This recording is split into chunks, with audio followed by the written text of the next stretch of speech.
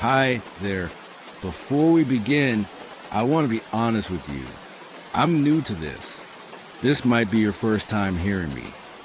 And truth be told, it's one of my first times speaking. At least in this way. I'm still learning how to tell these stories properly, how to carry the weight of what's been whispered in the dark. So if I slip up, I hope you'll understand. Now, before the night grows deeper, can I ask you a small favor? Please subscribe to the channel and leave a like. Do it now, before you fall asleep, or before something else takes your attention away. Not everything that distracts us is harmless. And while I've got you, where are you listening from? And what time is it right now, exactly where you are? It means a lot to know who's out there, especially at this hour. You'd be surprised how many people press play just when the silence starts to feel heavy. So thank you for being here. Let's begin. And if I tremble a little, don't worry. It's not just nerves. It's the story trying to speak through me.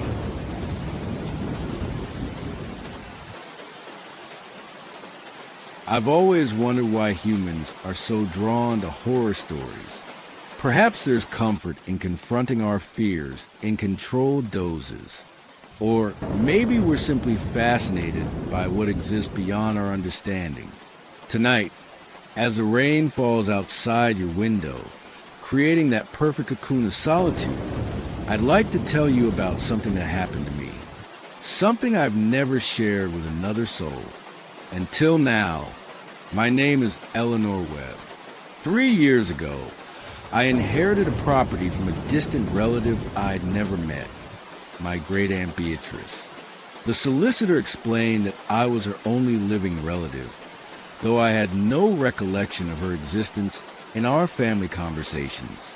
Thornwood Manor stood at the edge of a small village in North Yorkshire, about 30 miles from where I grew up in Leeds.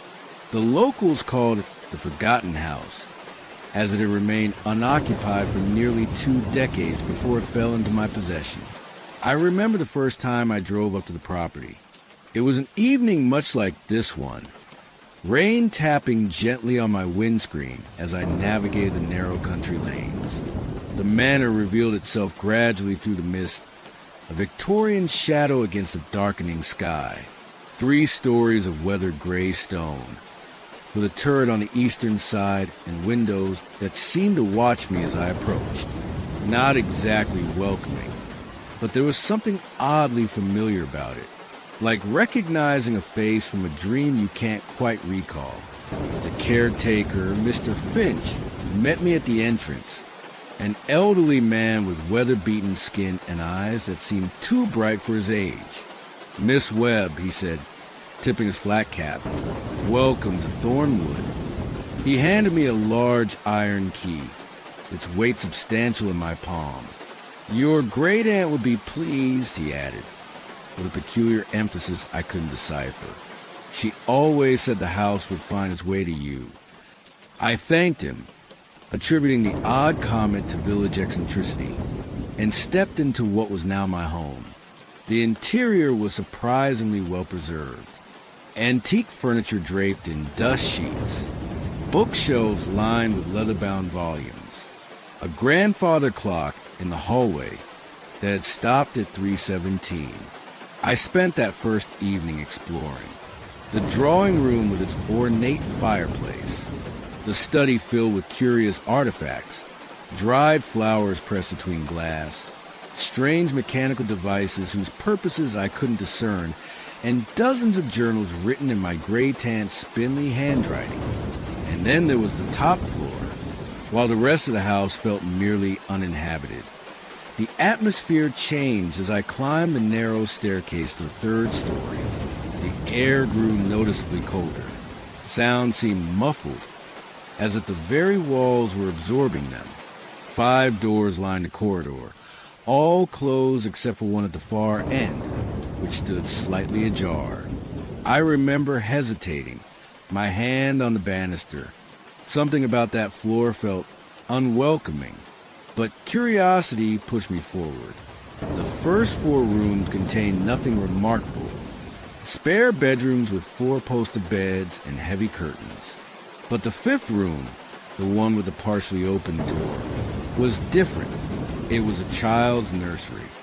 Pale blue wallpaper decorated with silver stars. A wooden cot in the corner. A rocking chair by the window. And toys. Porcelain dolls with eerily lifelike faces. A miniature carousel that seemed poised to spring into motion.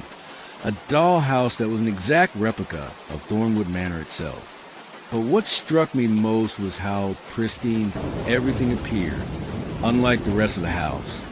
There wasn't a speck of dust to be found. The room looked as though it had been prepared that very day, awaiting its young occupant. I approached the cot, running my fingers along its smooth wooden rail. A mobile hung above it, delicate crystal shapes that caught the fading light from a window. As I stood there, they began to move ever so slightly, though there wasn't the faintest hint of a draft. And then I heard it, a soft, melodious humming, the kind a mother might use to lull her child to sleep. I spun around, but the room was empty. The humming continued for perhaps 10 seconds before fading away, leaving only the sound of rain against the window pane. That should have been my cue to leave, to turn around, walk down the stairs, get in my car, and never return. But I didn't. Instead, I convinced myself it was just the wind or my imagination working overtime in this strange, new environment. I returned to the ground floor and made myself a cup of tea in the kitchen, trying to shake off the odd feeling that had settled over me. As I sipped the hot liquid, I noticed a leather-bound book on the counter that I hadn't seen before.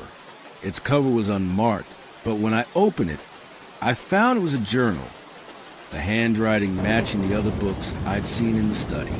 The first entry was dated September 3rd, 1897. Today I brought my nephew's child to Thornwood. Margaret insisted the girl couldn't remain in London after what happened. Perhaps she is right. The scandal would follow the child like a shadow. Here, at least, she can grow up away from prying eyes and wagging tongues. I have prepared the nursery on the top floor. The child seems like the stars on the wallpaper. She reaches for them with her tiny hands, as if she could pluck them from the sky. I flipped through the pages, reading entries that detailed the daily life of a woman raising a child that wasn't hers. The girl was called Lily, and according to the journal, she was a quiet, thoughtful child with an unusual fascination for the natural world. She collected insects and pressed flowers, spending hours in the gardens that surrounded the manor. But as Lily grew older, the entries began to change in tone. April 15th, 1903. Lily spoke to someone in the garden again today. When I asked who it was, she simply smiled and said, "My friend, there is no one for miles who could be visiting without my knowledge. I worry about her imagination sometimes. It seems to blur the line between what is real and what is not." June 21st, 1903. Found Lily in the East Turret again. She says she can hear the house breathing there. When I told her houses don't breathe, she looked at me with such pity, as if I were the child unable to understand a simple concept. "This one does," she said. "It has since the beginning." October 31st, 1903. Lily's behavior grows more concerning. She leaves her room at night. I hear her whispering in the corridors as if in conversation. When confronted, she claims she is merely answering when the house speaks to her. I have consulted Dr. Harrison, but he insists it is merely an overactive imagination. I am not convinced. The entries continued in this vein, chronicling Lily's increasing withdrawal from reality. According to my great-aunt, the girl developed an obsession with the idea that Thornwood Manor was not merely a house, but a sentient entity with which she could communicate. The final entry in the journal was dated December 17, 1903. I fear I have failed Lily. Despite my best efforts, she has retreated into a world of her own making. Last night, I found her in the nursery, rocking back and forth in a chair by the window, singing a strange, melodic tune I've never heard before. When I approached, she turned to me with eyes that seemed too old for her face and said, "It's almost time. The house is chosen." I do not know what she meant, but a chill ran through me at her words. I have decided we must leave Thornwood, perhaps in London, away from this isolating environment. She will improve. We depart tomorrow morning. But they never left. According to local records I later uncovered, both my great-aunt Beatrice and Lily perished in a fire that broke out at Thornwood Manor on December 18, 1903. The blaze was contained to the top floor, specifically originating in the nursery. The cause was never determined. The house remained abandoned until 1923, when it was purchased and restored by a distant branch of the family, who never actually lived in it. It passed through several hands before ultimately finding its way to me. I closed the journal, unsettled by its contents. The story of Lily and her strained connection to the house was disturbing enough. But what troubled me more was the nursery I'd just visited. It shouldn't have existed. Not in that pristine condition. Not after a fire that had reportedly destroyed the entire top floor over a century ago. That night, I slept in one of the second-floor bedrooms, deliberately choosing to avoid the top story.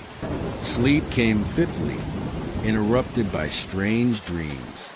In them, I was walking through Thornwood, but the corridors stretched endlessly, the rooms rearranging themselves like an elaborate puzzle. And somewhere, always just out of sight, a little girl was laughing. I awoke at 3:17 a.m. to the sound of the grandfather clock in the hallway chiming.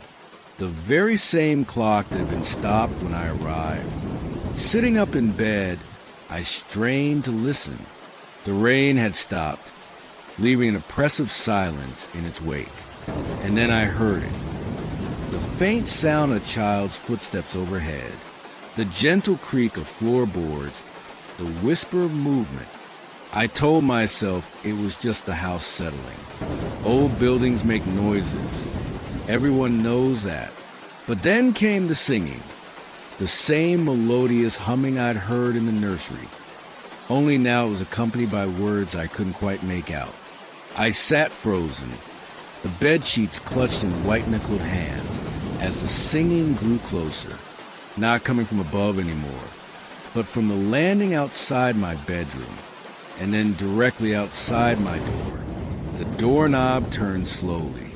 I watched, paralyzed, as the door inched open, but there was no one there, just a dark, empty landing beyond. And yet, the singing continued. Now it seemed to come from all around me, as if the very walls were generating the sound. Who's there?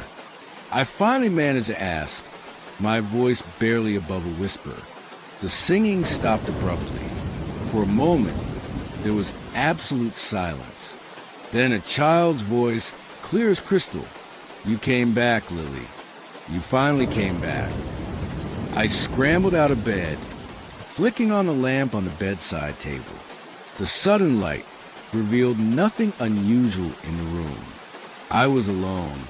"I'm not Lily," I said to the empty air. "My name is Eleanor." A soft giggle, like distant wind chimes. "Names change, but you always come back. The house makes sure of it." I felt a cold draft against my face, though the windows were closed. "Who are you?" I asked. "I'm the one who waits," the voice replied. "The one who keeps the house ready for your return." "I don't understand," I said, trying to locate the source of the voice. It seemed to drift around the room, never coming from one specific location. "You will," it assured me. "You always do." Eventually, the memories take time to surface. I backed toward the door, needing to escape the confines of the room. What memories? I've never been here before. Another giggle, this one closer. Oh, but you have. Many times. Different names, different faces, but always you. The house recognizes its own. I fled into the corridor, heart pounding. The moonlight streaming through the windows cast long shadows that seemed to reach for me as I passed. I headed for the stairs, intent on leaving the house altogether. But when I reached the main staircase, I found it transformed. Instead of descending to the ground floor, it now led upward toward the third story, toward the nursery.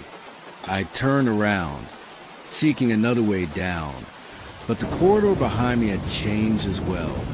Where there had been several doorways leading to other rooms, there was now just a long, unbroken wall. "The house doesn't want you to leave," the voice said, now directly behind me. "Not yet." I whirled around but saw nothing. With no other option, I began to climb the staircase, each step feeling heavier than the last. The air grew colder as I ascended, my breath coming out in visible puffs. The corridor of the top floor stretched before me, but now all 5 doors were closed. As I watched, the door at the far end, the door to the nursery, swung open slowly. Golden light spilled out, warm and inviting, and silhouetted against it was a small figure of a child. "Come," she said, extending her hand. "I've kept it just as you left it." I approached cautiously. As I drew nearer, I could make out more details. A girl of about 7 wearing a white nightgown. Her face remained in shadow, but there was something achingly familiar about her. "Who are you?" I asked again, stopping several feet away from her. "Don't you remember?" she asked, sounding genuinely surprised. "I'm you, Lily. I'm what you left behind." And then she stepped into the light, and I saw her face clearly for the first time. It was like looking into a mirror that reflected not my current self, but the child I had once been. The same unruly curls I had fought to tame throughout my childhood. The same deep-set eyes that stared back at me from old photographs. But this child's eyes held something mine never had. A profound, ancient knowledge that no child should possess. "This isn't possible," I whispered. "Everything is possible here," she replied. "Thornwood exists in the spaces between what is and what could be. It draws you back, lifetime after lifetime." "I don't understand." She sighed, as if disappointed by my lack of comprehension. "You will. Come into the nursery. It always helps you remember." Against my better judgment, I followed her into the room. It was just as I had seen it earlier, but now the rocking chair by the window was in motion, swaying gently back and forth on its own accord. The child, my younger self, or so she claimed, moved to the center of the room. "You died here, Lily.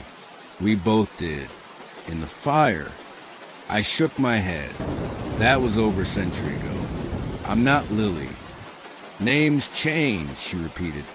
"Bodies change, but souls remain. Yours has returned to Thornwood many times. Sometimes as a relative, sometimes as a visitor, always drawn back to the place where it first merged with the house." "Merged with the house?" I echoed, the words sending a chill down my spine. She nodded solemnly. "The fire was an accident. You, Lily, said it. You believed if you became one with Thornwood, you could live forever within its walls. And you were right." She gestured around the pristine nursery. "Part of you has been here all along, waiting for the rest to return." As she spoke, images flashed unbidden through my mind, memories that couldn't possibly be mine. A stern-faced woman, Beatrice, telling me we had to leave. The panic that we would be separated from the only place I'd ever felt truly understood. The matchbox hidden beneath the pillow in the cot. The whispered reassurances from the house that this was the only way we could stay together forever.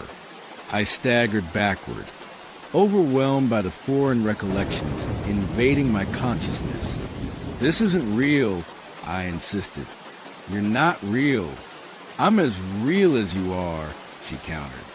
I'm the part of Lily that has remained here, keeping connection open so the rest could find its way back. She approached me, her small hand extended. And now you have. It's time to complete the circle. I backed away from her. No, I'm Eleanor Webb. I have a life, a career, friends. Temporary things, she dismissed. Thornwood is forever. It's been patient, waiting for you to return. But now that you're here, it won't let you leave again. As if in response to her words, the door to the nursery swung shut with a decisive click. The crystal mobile above the cot began to spin rapidly, catching the light and throwing prismatic patterns across the walls. The dollhouse in the corner, the replica of Thornwood, began to emit a soft, pulsing glow. What's happening? I asked, panic rise in my throat. The house is welcoming you home, she explained, a smile spreading across her face.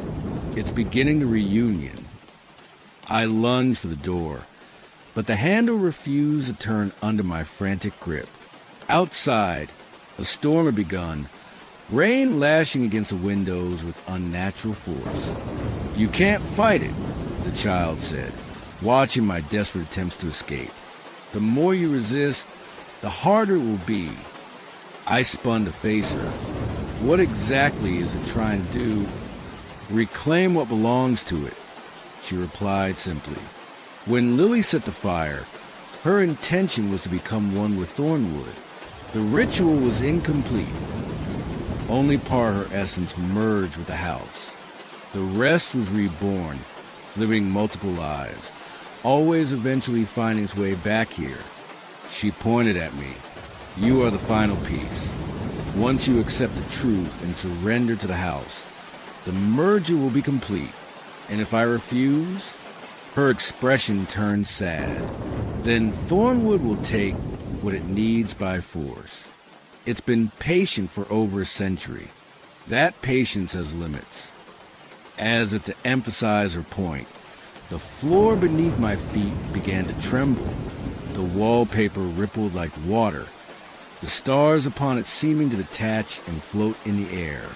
The very structure of the room appeared to be dissolving around us, revealing glimpses of a different space beneath, one of pulsing, organic matter that looked disturbingly alive. In that moment, I understood what the child, what Lily, had meant about the house breathing. Thornwood wasn't merely a building. It was something far older, far stranger, that had merely taken the form of a Victorian manor. And it was hungry. Please, I beg, pressing my back against the door. I just want to leave. I'll sell the house. Sign it over to anyone.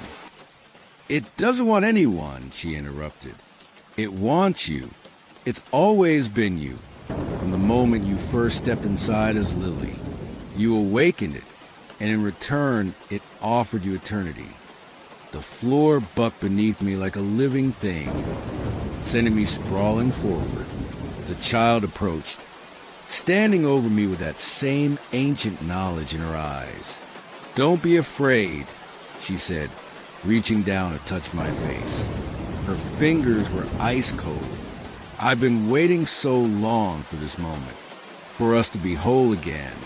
As her fingers made contact with my skin, a flood of memories crashed over me. Not just fragments this time, but a continuous stream of consciousness. I saw myself as Lily, arriving at Thornwood as a small child. I felt the immediate connection to the house, the whispers it shared only with me. I experienced a growing realization that Thornwood was more than it appeared. that it had existed in various forms throughout the centuries, always seeking a suitable vessel, and I had been deemed worthy. The fire had been the first step in the transformation, a partial merging that left part of Lily's soul bound the house, while the rest went on to live multiple lives. Each time that fragment of soul returned to Thornwood, a little more was absorbed. I saw those previous lives flashing before me. A distant cousin visiting in 1930, a housekeeper's daughter in 1955, a surveyor in 1978. Each visit had strengthened the connection, drawing more of Lily's splintered soul back into the house. And now, as Eleanor Webb, I had returned for final reunion. "Do you understand now?" the child asked, her voice echoing strangely, as if coming from everywhere at once. I did. With horrifying clarity, I understood exactly what Thornwood wanted, what it had always wanted. Not merely my presence or my ownership, but my essence, my complete absorption into whatever entity had disguised itself as a Victorian manor house. "I don't want this," I whispered, struggling to rise to my feet as the floor continued to undulate beneath me. "You did once," she reminded me. "As Lily, you craved this union more than anything. You chose this fate. But I'm not just Lily anymore," I argued. "I'm Eleanor too, and all the others who came between. I have the right to choose again." For the first time, uncertainty flickered across the child's face. The house won't accept rejection, not after waiting so long. As if in response, the walls of the nursery began to close in, the ceiling lowering. The air grew thick and difficult to breathe, tasting of smoke and something older, something earthy and primordial. "Then I'll destroy it," I said, a sudden clarity coming over me, just as Lily tried to do with fire. The child's eyes widened in alarm. "You can't. You will be destroying part of yourself." "Perhaps that's the price of freedom," I replied, suddenly sure what I needed to do. I launched myself toward the fireplace, where decorative matches sat in a small brass holder.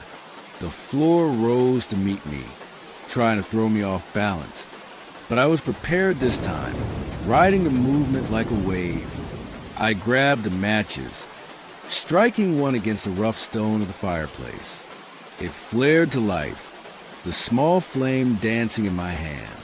"Stop," the child cried, her voice now overlaid with others, deeper tones that seemed to emerge from the very walls. "You don't understand what you're doing." "I understand perfectly," I replied, touching the match to the heavy curtains by the window. They caught immediately, flames racing up the fabric with unnatural speed. Lily tried to become one of the Thornwood through fire. Instead, she fractured her soul. Now I'm going to break that connection for good.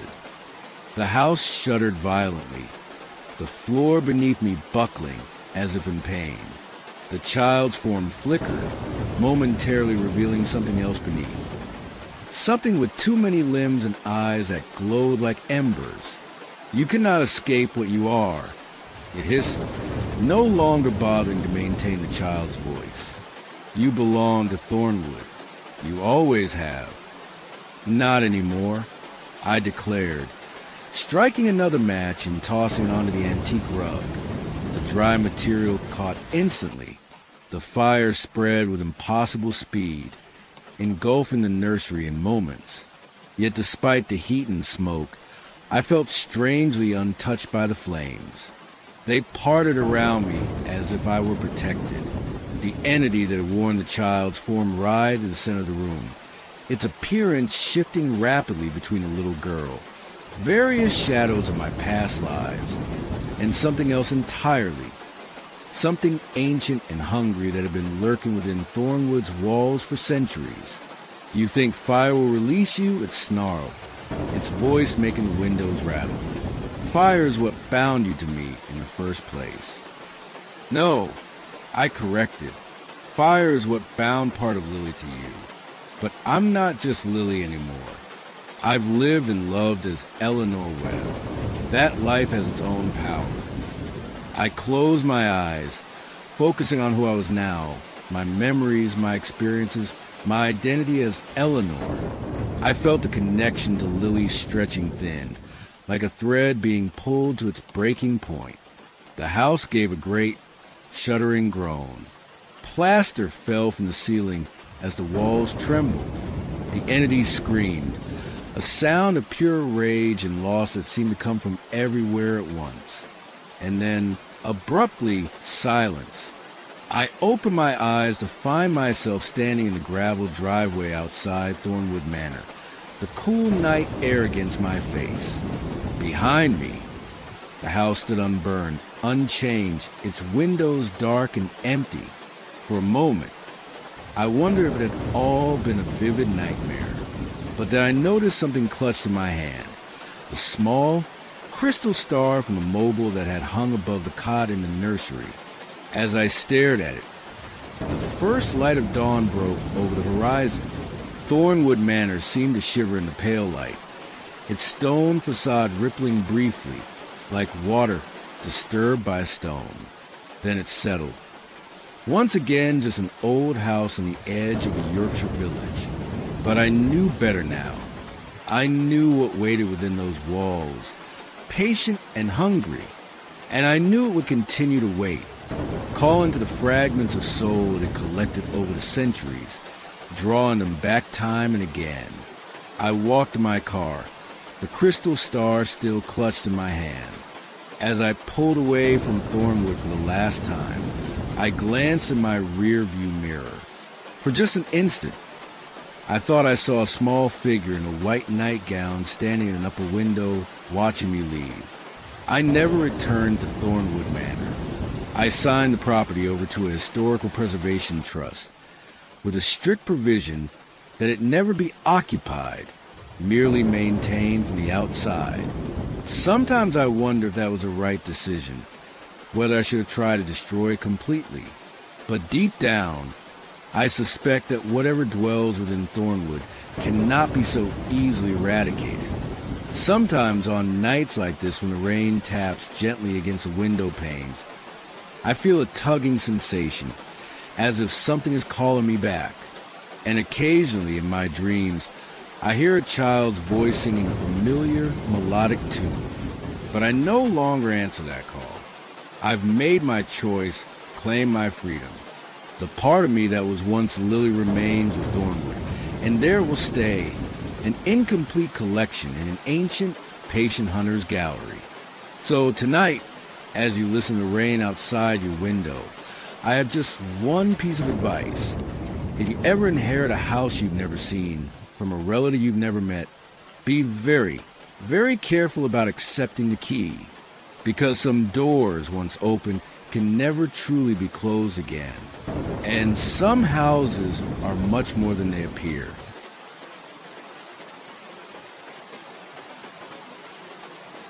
Have you ever noticed how certain places seem to hold on to memories? Not in the metaphorical sense that poets and romantics speak of, but in a tangible, almost physical way, as if the very walls have absorbed the emotions of those who dwell within them. I'm a scientist by training, a rationalist by nature. At least I was before Briar Cottage. My name is Dr. James Harlow. I specialize in acoustic engineering, the study of sound and its behavior in different environments. 3 months ago, I was commissioned by the British Preservation Society to conduct a series of tests on a 17th century cottage in the remote countryside of Cornwall. The brief was straightforward. Document the acoustic properties of the building for historical records. The Society was particularly interested in how sound traveled through the original timber frame structure, which had remained largely unaltered for over 400 years. It was meant to be a 2-week project.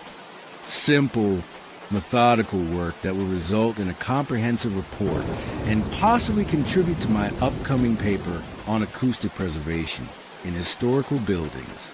I remember driving through the winding country lanes, the late autumn rain blurring the windscreen despite my wiper's best efforts.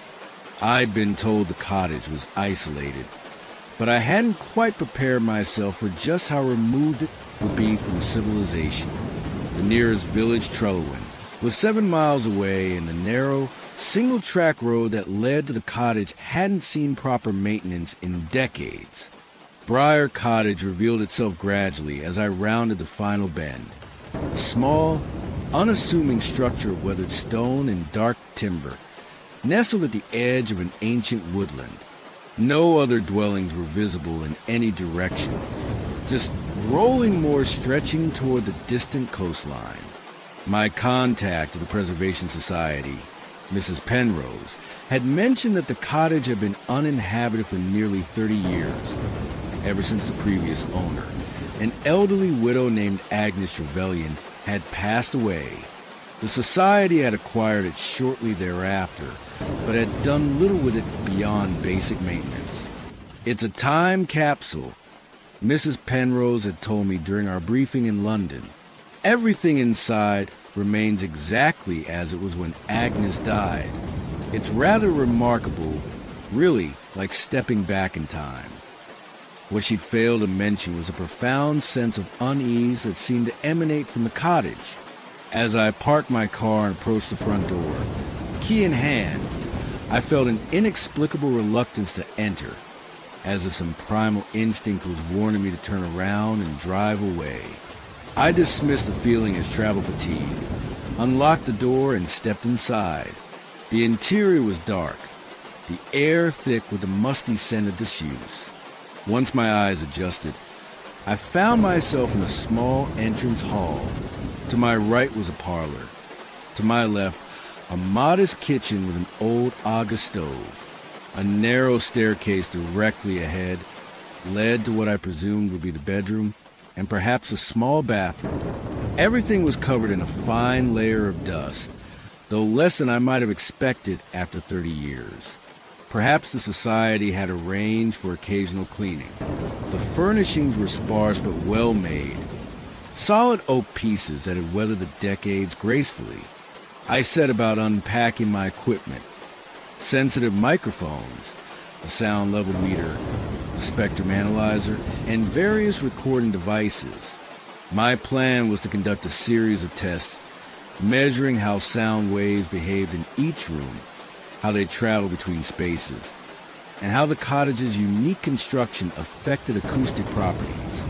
It was as I was setting up my first measurement in the parlor that I noticed something odd. Despite the cottage's rural isolation, it was eerily quiet, abnormally so. Even the rain would have been a constant companion during my drive. Seemed muted against the windows, as if reluctant to make its presence known. I checked my sound level meter. The ambient noise level was registering at just 15 decibels, lower than I'd ever recorded in any indoor environment. For context, a whisper typically registers at about 30 decibels, a quiet library at 40. This was the kind of silence you might expect in a professional anechoic chamber, specially designed to absorb all sound. Intrigued, I conducted a simple test. I clapped my hands sharply, expecting to hear the normal reverberation one would find in a small room with hard surfaces. Nothing. The sound seemed to disappear instantly, swallowed by the very air around me. I tried again, louder this time. Again, the sound died unnaturally quickly, with none of the expected echo or reflection. As a scientist, I found this fascinating. As a human being, I found it deeply unsettling. I proceeded with my planned measurements, moving methodically from room to room.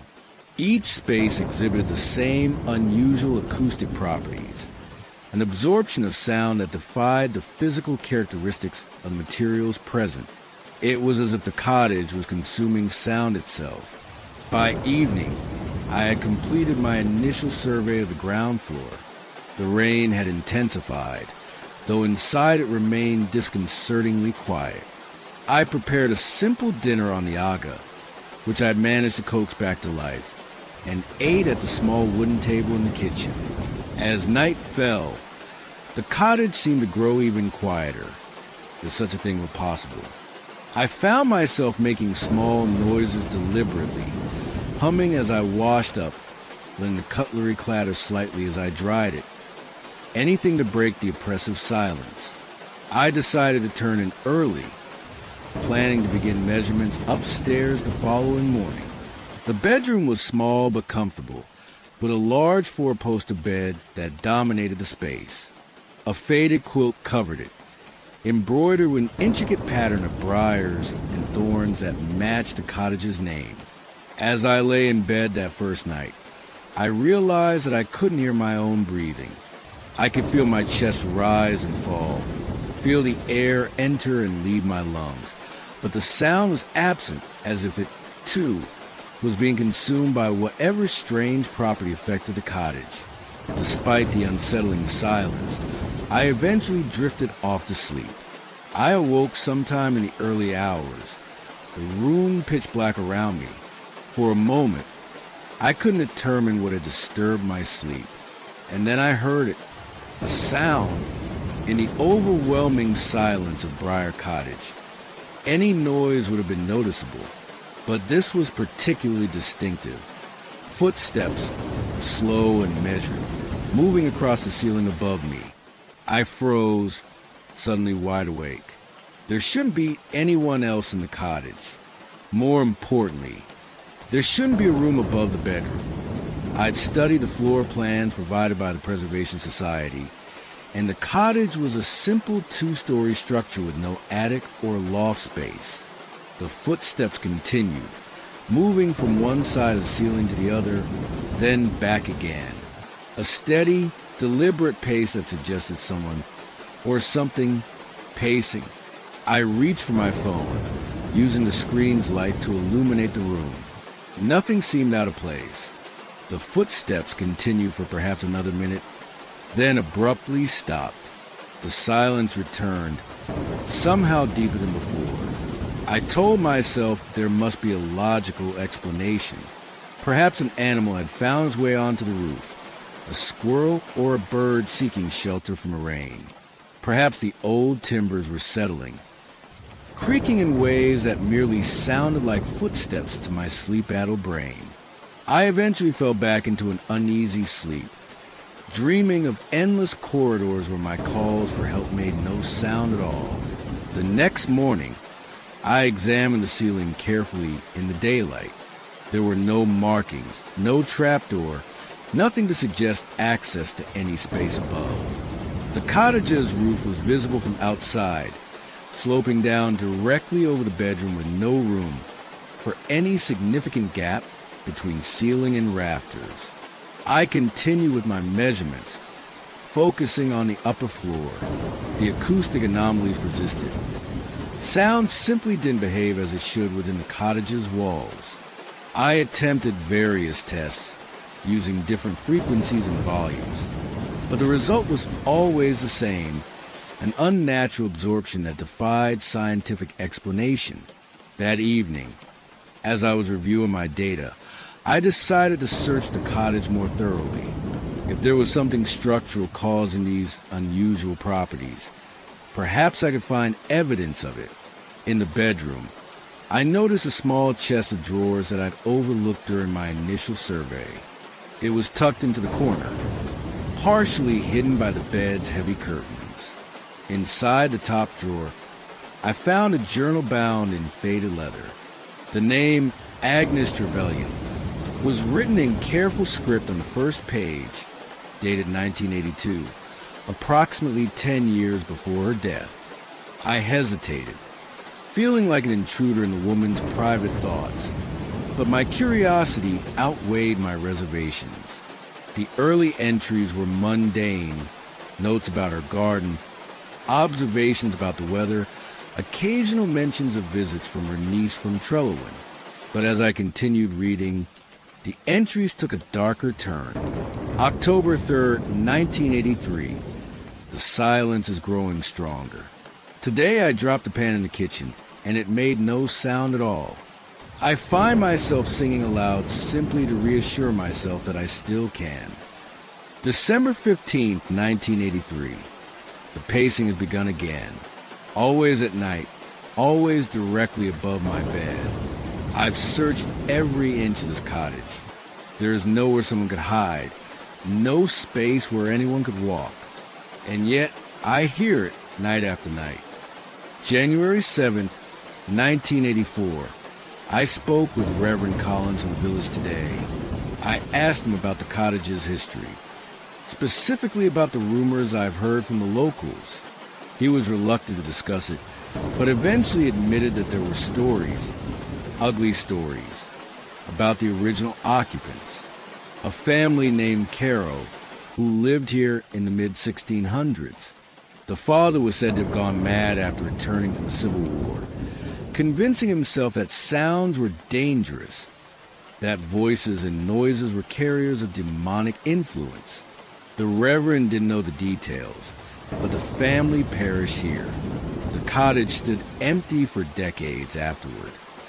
The entries continued, detailing Agnes's growing distress as the acoustic anomalies worsened and the nocturnal pacing became more frequent. She described other phenomena as well, objects that moved between rooms when she wasn't looking, doors that opened on her own, and most disturbingly, whispers that seemed to come from the very walls. April 23rd, 1984. I've begun to hear it speaking.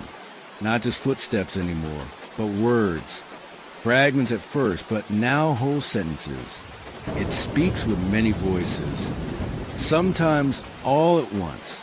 They tell me they are the silence, that they have always been here, in this place, gathering sounds, gathering voices. They say that soon I will understand, that soon I will join them. The final entry was dated May 5th, 1984. I understand now. The cottage doesn't absorb sound. It collects it, preserves it. Every word, every footstep, every breath taken within these walls for over 400 years. None of it is left. It's all still here, trapped like insects in amber. And now I can hear them all. The Caros, the family that came after them, the reclusive poet who lived here in the 1800s, the young couple who stayed briefly after the Great War. All of them, their voices, their movements, their lives playing out in endless loops. And something else too, something older than the cottage itself, something that was here before the first stone was laid. It waits in the silence between sounds. It listens, and I think it feeds on what it hears. I'm going to the village tomorrow. I cannot stay here any longer. But Agnes had never made it to the village, according to the records I've been given. She was found dead in her bed a week later, when her niece came to check on her. Natural causes. The coroner had ruled heart failure, not unexpected in a woman of her age. I closed the journal, a chill running through me despite the warmth from the Aga. Agnes's writings could easily be dismissed as the ramblings of an isolated elderly woman, her mind playing tricks on her in profound silence of a rural home, except that I had heard the footsteps too. And now, as I sat in the kitchen with the journal before me, I realized that the quality of the silence had changed. It felt heavier somehow, more expectant, as if it was listening to me. I cleared my throat deliberately. The sound was muted but audible. "Hello," I said aloud, feeling slightly foolish. "Is anyone there?" My words hung in the air for a moment before fading unnaturally quickly. And then, so faint I might have imagined it, came a reply, not a single voice, but many, speaking in perfect unison. Their words barely a whisper. "We are all here." I stood abruptly, my chair scraping against the floor. That sound, too, was swallowed by the cottage's strange acoustics. "Who's there?" I demanded, trying to keep my voice steady. "Show yourself." No response came, just a pressing silence. I moved quickly through the cottage, checking each room, finding nothing out of place, no sign of any intruder. And yet, the feeling of being watched, of being listened to, intensified with each passing moment. When I returned to the kitchen, the journal was no longer on the table where I'd left it. I found it on the floor by the Aga, open to a page I hadn't read before, a page that, I was certain, had been blank when I'd gone to the journal earlier. In Agnes's handwriting, but fresher somehow, as if recently written, was a single line. "It's too late to leave now."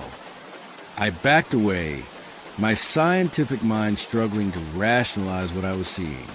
Perhaps I'd missed this page earlier. Perhaps Agnes had used some kind of invisible ink that had been revealed by the heat of the Aga. Perhaps the footsteps began again, now directly overhead. But I was on the ground floor with the bedroom above me. The pacing I'd heard last night had been above the bedroom, where no room should exist.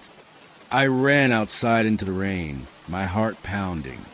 From the exterior, the cottage looked exactly as it had before. A simple two-story structure with a sloped roof, no visible third level or attic space.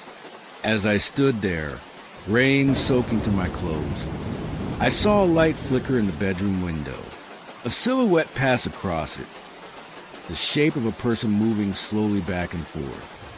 I considered getting in my car and driving away, abandoning my equipment and the project altogether. But something held me back, a combination of scientific curiosity and a strange, growing certainty that the cottage wouldn't let me leave. Not now. Not after it had revealed itself to me. I returned inside, dripping water onto the flagstone floor of the entrance hall. The silence consumed the sound of the droplets as they fell. "What do you want?" I asked the empty air. This time, the response was immediate, a chorus of whispers from every corner of the cottage, to be heard. And suddenly, the silence was gone. In its place came sound, a cacophony of voices, footsteps, laughter, screams, all overlapping, all from different times but playing simultaneously. I could hear children running across floorboards, a woman singing a lullaby, a man shouting in rage, the clatter of cookware, the crackle of fire, the slow, rattling breath of someone on their deathbed. For 100 years of sound, preserved within the cottage's walls, now released all at once. I covered my ears, but it made no difference. The noise was all-consuming, physically painful in its intensity. Through the chaos, I began to distinguish patterns, certain sounds repeating, certain voices more prominent than others. A man's voice, harsh and fanatical, repeating the same phrase over and over. Silence is purity. Silence is safety. In silence, they cannot find us. A woman pleading, "Please, Thomas, the children are hungry. We must leave this place." A child sobbing, continuous and heartbreaking. And beneath it all, something else, a low, rhythmic pulsing that seemed to come from the very foundations of the cottage, a sound more felt than heard, like the beating of an enormous heart. The cacophony continued for what felt like hours, but might have been mere minutes. And then, as suddenly as it had begun, it stopped. The silence returned, but different now, less empty, more alive, as if the cottage was breathing around me. I made my way upstairs on unsteady legs, drawn to the bedroom where I'd heard the pacing. The door was closed, though I'd left it open earlier. I hesitated before turning the handle, some instinct warning me not to proceed. But I was a scientist. I needed to understand. The bedroom appeared unchanged at first glance. The four-poster bed with its briar-patterned quilt, the small chest of drawers, the washstand in the corner. But as I stepped fully into the room, I noticed something on the bed, an impression in the quilt, as if someone had been sitting there moments before. As I watched, the impression deepened, the quilt depressing further as if under increasing weight. The bed frame creaked, the first normal acoustic reaction I'd heard in the cottage. "Who are you?" I asked, my voice steady despite my fear. The answer came not in words, but in a sudden shift of reality. The room around me seemed to flicker, like frames missing from a film. In those brief moments of transition, I saw the bedroom as it had been in different eras. The same space, but with changing furnishings, changing decor, changing occupants. And in every version, there was someone sitting on the bed, a stern-faced man in Puritan clothing, a young woman in Victorian dress, an elderly Agnes Trevelyan, and others, too quick to properly see. All of them turned toward me, all of them with the same expression of hollow-eyed desperation. The room stabilized, returning to its present form. But now I could see her clearly. Agnes, sitting on the bed, her form translucent but unmistakably present. "You've heard us now," she said, her voice carrying that strange quality of many speaking as one. "You've let us out." "What do you mean?" I asked. "What are you?" "We are the Collected," she replied. Every sound ever made within these walls, preserved and bound together. The cottage keeps us, our voices, our movements, our very beings. It feeds on us, on our sounds, our emotions, our energy. And in return, it gives us a kind of life after death. "That's not possible," I said, the scientist in me still desperate to find a rational explanation. Agnes smiled sadly. "You've been measuring the wrong thing, Dr. Harlow. You've been focusing on what you can detect with your instruments. But the true nature of this place exists in what you cannot measure. The space where sound should be but isn't. The void that consumes." She stood, moving toward me with that same measured pace I'd heard above the ceiling. "Thomas Carroll discovered it. You know, he didn't create the silence. It was already here, dwelling in this spot long before the cottage was built. He merely recognized it, fostered it, fed it with his family's sounds until it grew strong enough to take them completely." "Take them?" I echoed.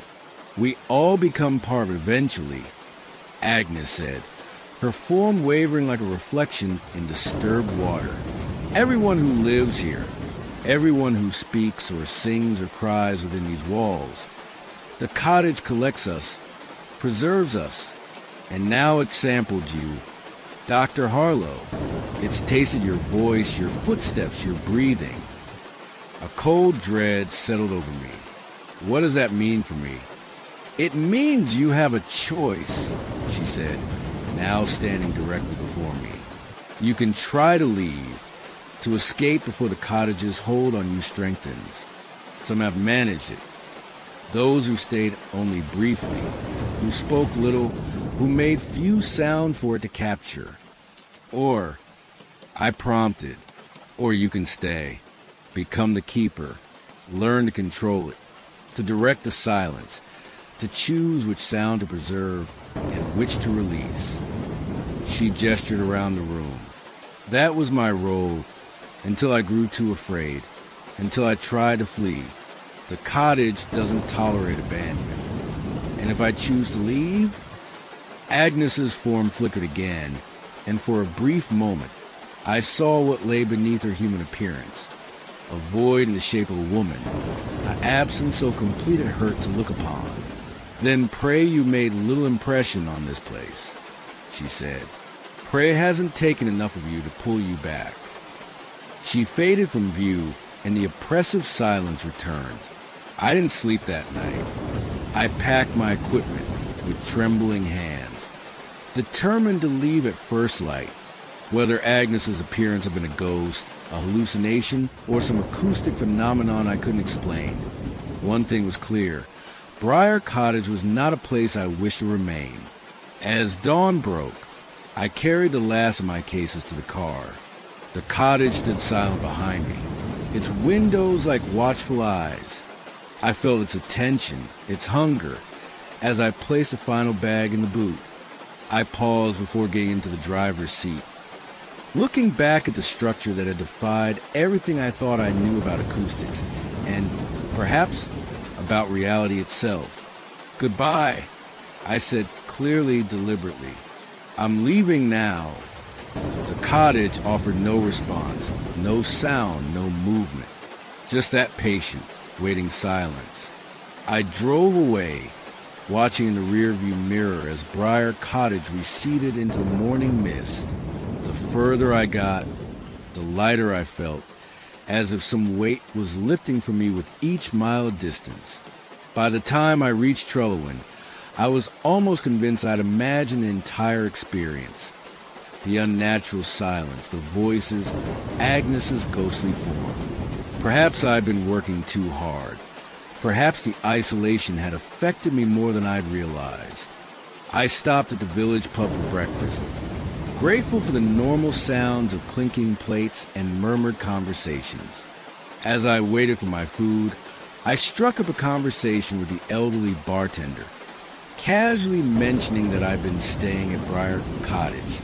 The man's hand still on the glass he was polishing. "Briar Cottage? Out past Wilmore." I nodded. "Funny," he said, his brow furrowed. "I thought that place burned down years ago, after old Agnes died. Lightning strike, they said." A chill ran through me. "No, it's still there. I've been staying there for the past few days, conducting acoustic tests for the Preservation Society." He shook his head slowly. "Don't know what cottage you've been staying in, mate, but it wasn't Briar. Nothing left of that place but a stone foundation and some charred timbers." I left my breakfast untouched, driving back along the same winding roads I traveled less than an hour before. The mist had thickened, reducing visibility to mere yards ahead of my car. When I reached the spot where the cottage had been, I found exactly what the bartender had described: a crumbling stone foundation, overgrown with weeds and briars, the blackened remnant of timbers jutting from the earth like broken teeth. There was no cottage. There hadn't been one for years. I sat in my car, staring at the ruins, trying to reconcile what I was seeing with what I had experienced. Had I imagined it all? Had I been working within a ruin, somehow constructing an intact cottage in my mind? I stepped out, approaching the foundation cautiously. As I drew closer, the mist seemed to thicken around me, and familiar silence descended, that unnatural, consuming quiet I'd experienced inside Briar Cottage. And then I heard it, the slow, measured footsteps moving across ground where no floor existed, the faint whispers of countless voices, speaking words just beyond my comprehension. I backed away, returned to my car, and driving away as quickly as a narrow road would allow. I didn't stop until I reached London, convinced that with enough distance, the cottage's influence would fade. For a time, it seemed to work. I wrote my report for Preservation Society, carefully omitting any mention of acoustic anomalies or ghostly encounters, simply stating that the site was unsuitable for further study due to its deteriorated condition. I returned to my normal life, my research, my rational world of measurable data and peer-reviewed certainties. But lately, I've noticed a change in my flat in London. It's becoming quieter. Sounds don't carry as they should. The traffic outside my window seems more distant each day. The voices of my colleagues at the university seem to fade more quickly after they've spoken. And at night, when all is still, I hear them, footsteps on the ceiling above my bed, where no room exists in my single-story apartment. Whispers that emerge from the walls, growing clearer with each passing night. "We found you," they say. "We followed you home." Sometimes, when I look in the mirror, I catch a glimpse of someone else looking back, an elderly woman with hollow eyes and a knowing smile, and behind her, countless others, all with the same expectant expression, waiting for me to join them, waiting for me to become part of the silence. I'm writing this account now, while my words still make sound when spoken aloud. I don't know how much longer that will be the case. So if you find yourself in a place where the silence feels alive, where sounds die too quickly, where the acoustics defy explanation, don't speak, don't make a sound. And whatever you do, don't let it hear you. Because once it has a sample of your voice, a taste of your unique acoustic signature, it can find you, no matter how far you run, no matter where you hide. The silence will follow. It's listening for you right now. Can you hear it?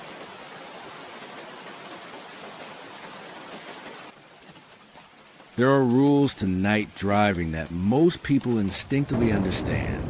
Keep your doors locked. Don't stop for hitchhikers. If someone flashes their lights at you, don't flash back. And never, under any circumstances, pick up a passenger on a lonely stretch of road during a rainstorm. I broke that last rule, and now I'm paying the price. My name is Thomas Blackwood. I'm a freelance photographer specializing in landscapes and architectural studies. My work often takes me to remote locations, following the light and the weather to capture that perfect shot. 3 weeks ago, it took me to the Scottish Highlands in the midst of autumn, a photographer's dream with its dramatic skies and fiery colors. I'd spent the day shooting along the shores of Loch Assynt, capturing the ruins of Ardrech Castle against a backdrop of steel-gray clouds. By the time I packed up my equipment, darkness had fallen, and the rain that had been threatening all afternoon finally arrived, a relentless downpour that reduced visibility to mere yards ahead of my headlights. The drive back to my accommodation in Ullapool would take over an hour, most of it along the A837, a winding single-carriageway road that hugs the contours of the land, dipping and rising through valleys and over hills. Not the sort of route you'd choose to navigate in such conditions, but I had little choice. I'd been driving for perhaps 20 minutes, the windscreen wiper struggling to keep pace with the rain, when I saw her. She appeared suddenly in my headlights, a slender figure standing at the side of the road, one arm raised in a universal signal for a lift. She wore a pale dress that clung to her form, soaked through by the rain. No coat, no umbrella, just a young woman, alone in the downpour, miles from anywhere. I hesitated. Every instinct, every urban legend, every horror film I'd ever seen told me to keep driving.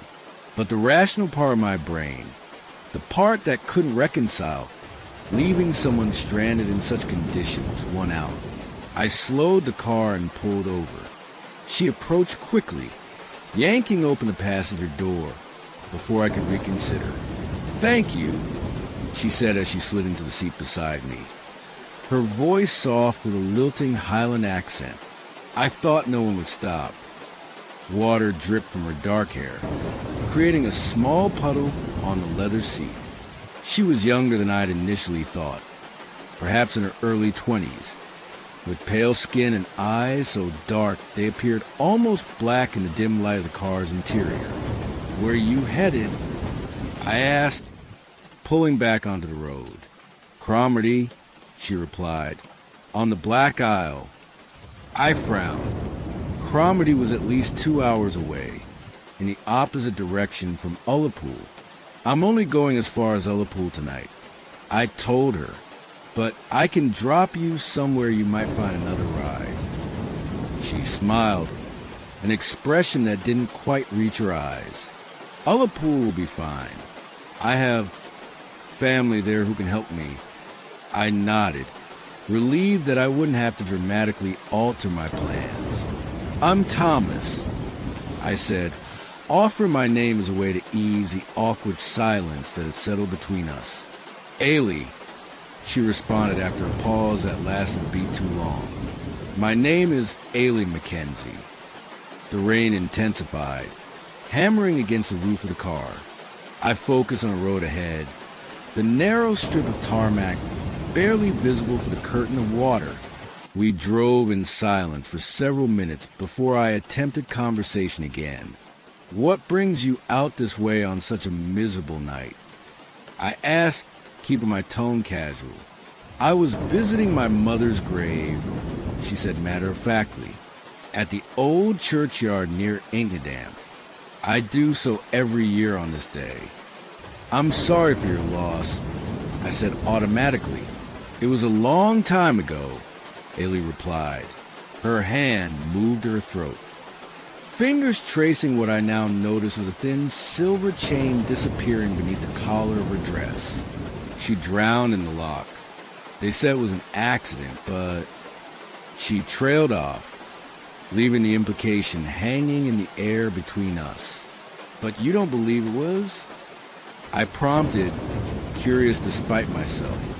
Ailey turned to look at me, her dark eyes reflecting the green glow from the dashboard lights. Do you believe in justice, Thomas? Not the kind delivered by courts and judges, but true justice.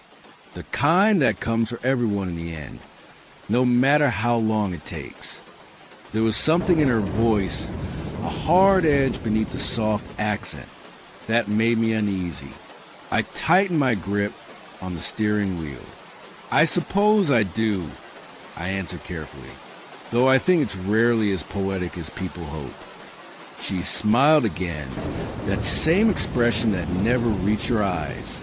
Sometimes it is. Sometimes it's exactly as poetic as it needs to be.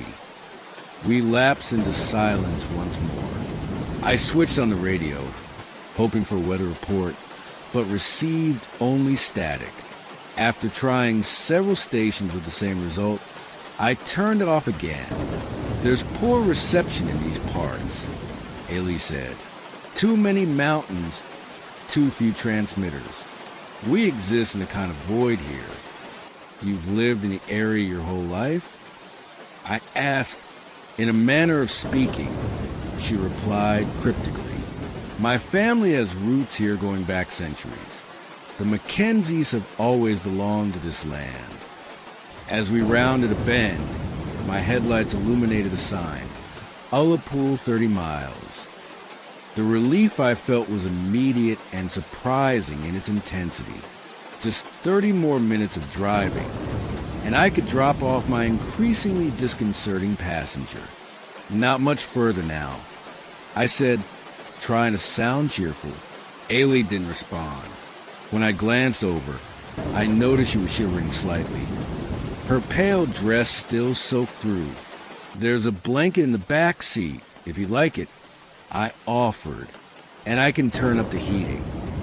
The cold doesn't bother me, she said, even as another visible shiver ran through her. Not anymore. I adjusted the temperature anyway, directing the vents toward her. So, this family you're meeting in Ullapool, I never said I was meeting them, Ailey interrupted. I said they could help me. Right. I said, confused by the distinction. Well, I hope they can. They will, she said with certainty. They always do. The road narrowed further as we entered a densely wooded section. The trees pressed close on either side, their branches forming a canopy that seemed to intensify the darkness. My headlights caught the reflective eyes of some animal watching from the undergrowth, a fox or perhaps a deer, before it vanished into the shadows. Be careful here, Ailey said suddenly. This stretch of road is treacherous.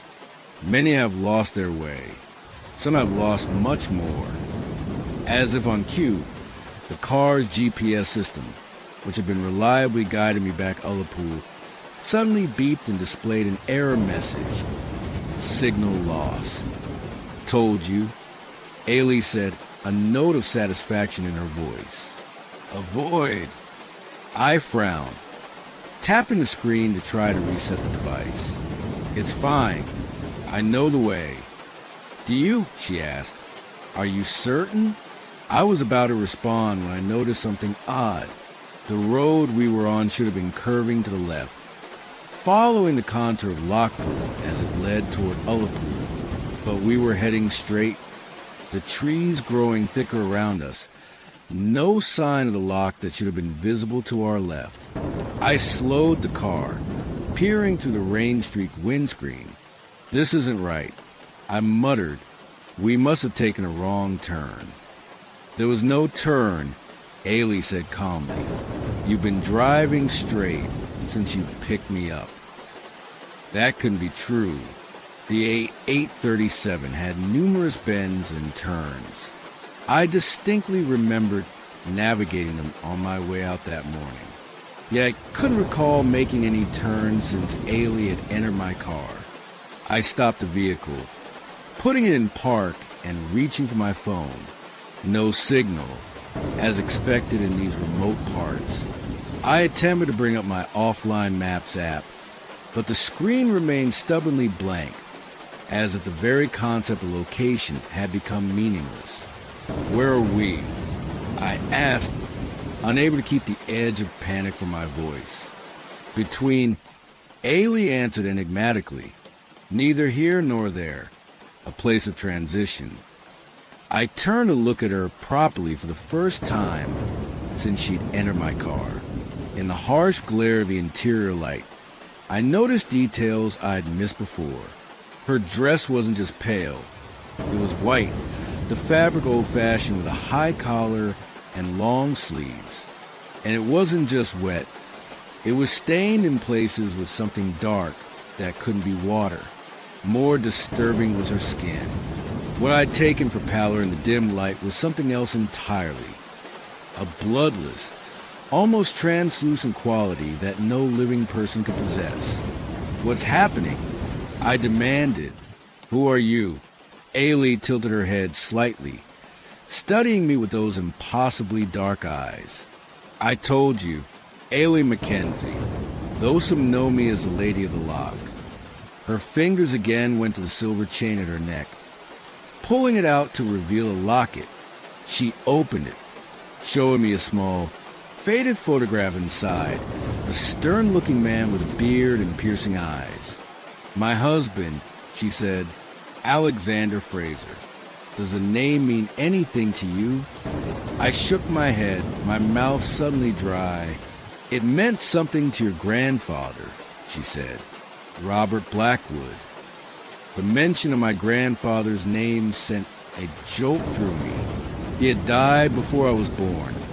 I knew little about him beyond the fact that he had worked as a doctor in the Highlands during the 1960s. "How do you know my grandfather?" I asked. "He was there the night I died." Ailey said simply, "May 12th, 1967. A terrible accident, they called it. My car went into the lock during a storm much like this one. Dr. Blackwood pronounced me dead at the scene." Her expression hardened. "But it wasn't an accident. Alexander discovered I was planning to leave him to escape his cruelty. He tampered with the brakes of my car. And your grandfather, his old friend, helped cover it up." I stared at her, unable to process what she was saying. "That's impossible. You can't be dead." She laughed, a hollow sound that seemed to echo in confined space of the car. "I've been dead for over 50 years, Thomas. But I never left. Every year on the anniversary of my death, I return to the road, and I wait for a Blackwood to pass by." The realization of what was happening struck me with physical force. "You knew who I was before I stopped," I said. "You were waiting for me specifically." Ailey nodded. "Justice, Thomas. The kind that comes for everyone in the end. Your grandfather helped conceal my husband's crime. Alexander lived another 30 years, respected and free. While I was forgotten, my death dismissed as a tragic accident." She leaned closer, and I caught the distinct scent of lock water and decay. For 3 generations, I've been collecting my due from Blackwood Line. Your father nearly joined me 20 years ago, but he survived, barely. You won't be so fortunate. As she spoke, I became aware of a change in our surroundings. The sound of rain on the roof had ceased, replaced by a different sound, water lapping against metal. With growing horror, I realized we were no longer on a road. The car was floating, water seeping into the doors, rising steadily around our feet. What have you done? I gasped, reaching for the door handle. It wouldn't budge. I brought you home, Ailey said, her voice now echoing as if coming from underwater. To my home, to the lock where I've waited all these years. The water was rising faster now, already past our ankles. I pounded on the window, trying to break it, but my fists seemed to have no strength, my movements becoming sluggish as if I, too, were underwater. Please, I begged. I had nothing to do with what happened to you. I wasn't even born. Blood pays for blood, Ailey replied, unmoved by my plea.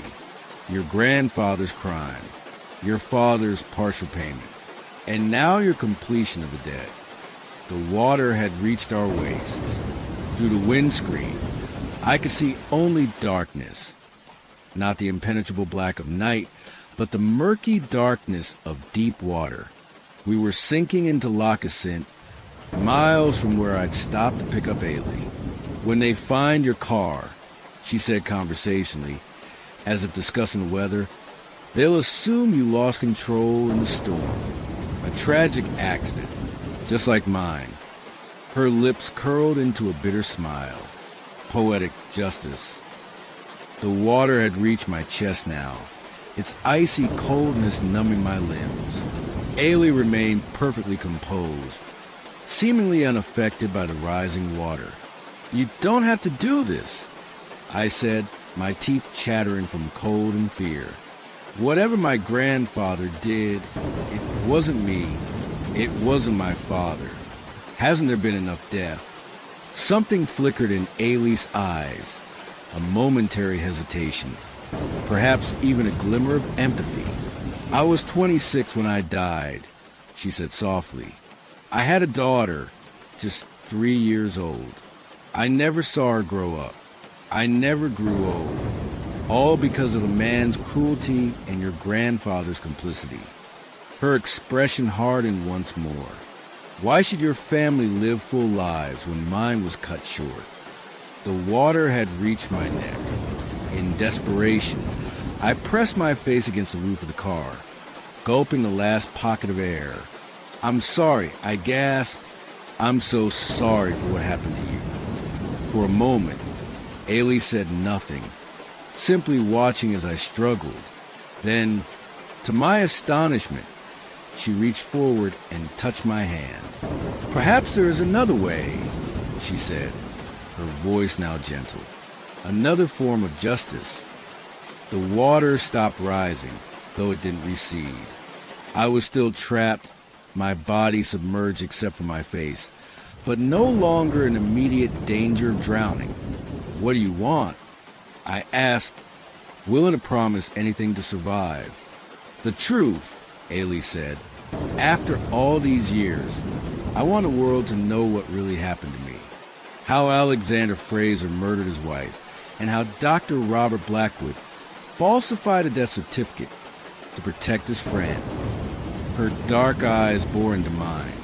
I want my daughter, who has lived her entire life believing her mother was careless and died through her own fault, to know that I was trying to escape, to build a better life for us both. You want me to clear your name, I said, understanding dawning, to expose what happened. Ailey nodded. Do this and I'll spare you. Break the cycle of retribution that has bound our families for generations. How can I possibly prove what happened so long ago? I asked. Your grandfather kept a journal, she replied. In it, He detailed his complicity in covering up Alexander's crime. The journal was passed to your father upon Robert's death, sealed with instructions never to open it. It now resides in your family's home, in the cedar chest in your mother's attic. I stared at her, amazed that she could know such a specific detail. And if I find this journal and make its contents public, you'll let me go? You'll end this vendetta against my family. Justice will have been served, she confirmed. The debt will be paid. The car creaked ominously around us, the pressure of the deep water threatening to implode the windows. I need your word, I insisted. A promise that this ends with me, one way or another. Ailey held my gaze for a long moment before nodding. You have my promise.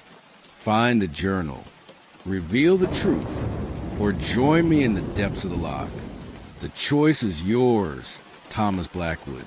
The last choice any Blackwood will have to make regarding Ailey Mackenzie. She reached out, her cold fingers brushing against my face.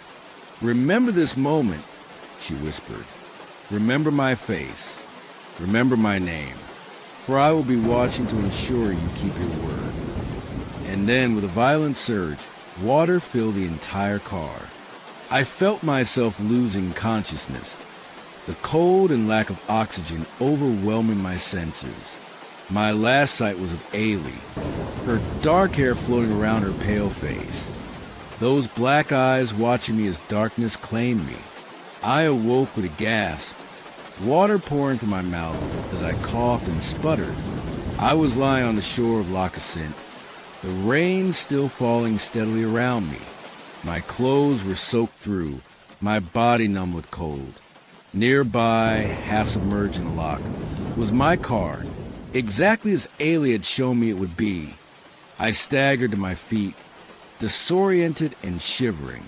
There was no sign of Ailey, no indication that anyone else had emerged from the sunken vehicle. In the distance, I could see headlights approaching along the A837. A passing motorist who would soon spot me and presumably call for help. 3 weeks have passed since that night. The official report states that I lost control of my vehicle during the storm and veered into the loch. A miracle survival, they called it. Unable to explain how I managed to escape the submerged car and reach the shore in my semi-conscious state. I didn't tell them about Ailey. Who would believe me? But I remember my promise. The day after I was released from hospital, I visited my parents' home. In the attic, just as Ailey had said, I found a cedar chest containing my grandfather's belongings. And within it, sealed in a waterproof pouch, was his journal. The contents were exactly as Ailey had described.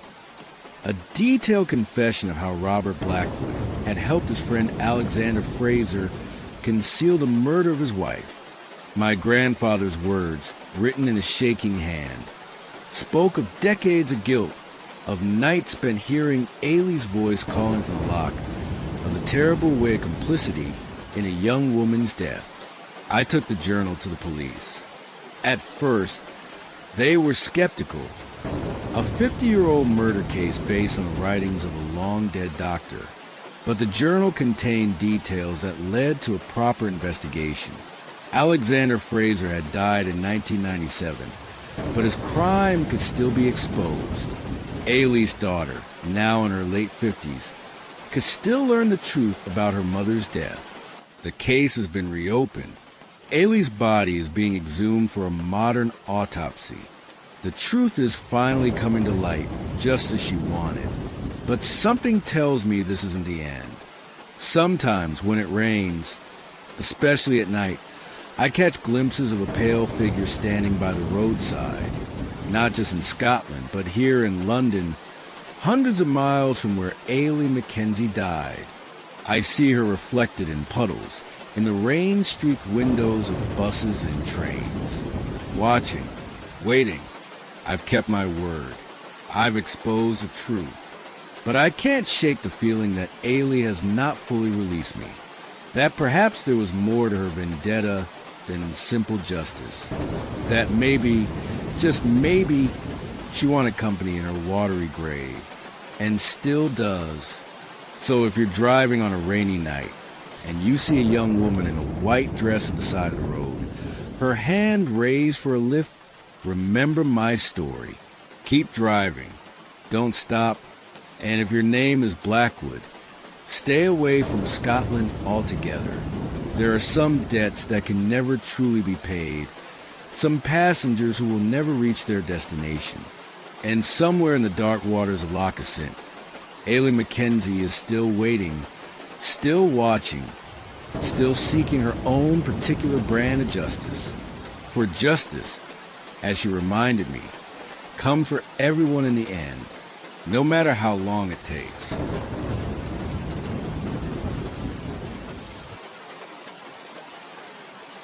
There's something comforting about the sound of rain against windows, isn't there? That gentle patter that creates a barrier between you and the outside world. A reminder that you're safe, warm, sheltered from the elements. But what if that barrier isn't as secure as you believe? What if something from outside is trying to get in? Or worse, what if something is already inside with you? My name is Charlotte Reed. Until 3 months ago, I worked as a property manager for Grayson Estate Agents in central London. It was my responsibility to arrange viewings, conduct inspections, and handle tenant complaints for over 30 properties across Islington and Camden. Most issues were mundane, leaking taps, faulty boilers, and noisy neighbors. But Flat 512 in the Blackwood Heights development was different. What happened there defies rational explanation, which is why I've never shared the story until now. Blackwood Heights was one of our more prestigious properties, a converted Victorian hospital that had been transformed into luxury apartments. Most units were occupied by young professionals or wealthy overseas investors who rarely visited. The building retained much of its original architecture, high ceilings, large windows, ornate cornicing. While the interiors have been gutted and modernized, Flat 512 was on the top floor of the East Wing, overlooking what had once been the hospital's mortuary garden. It had been empty for nearly 6 months when the incident occurred. The previous tenant, an elderly man named Gerald Harker, had passed away in his sleep. Nothing suspicious. He was in his 80s with a history of heart problems. The flat had been cleaned, repainted, and put back on the market, but despite multiple viewings, no one had committed to taking it. Prospective tenants always had the same complaint. It felt off, too cold, too quiet, too something they couldn't quite articulate. I dismissed these concerns as superstitious nonsense until the night of the inspection. It was a Tuesday in late November, raining heavily as it had been for days. I'd spent the afternoon showing properties in Hampstead and was heading home when I received an email from my manager, David. There had been reports of a water leak in Blackwood Heights, possibly originating from Flat 512. I needed to check it out immediately. I remember feeling annoyed.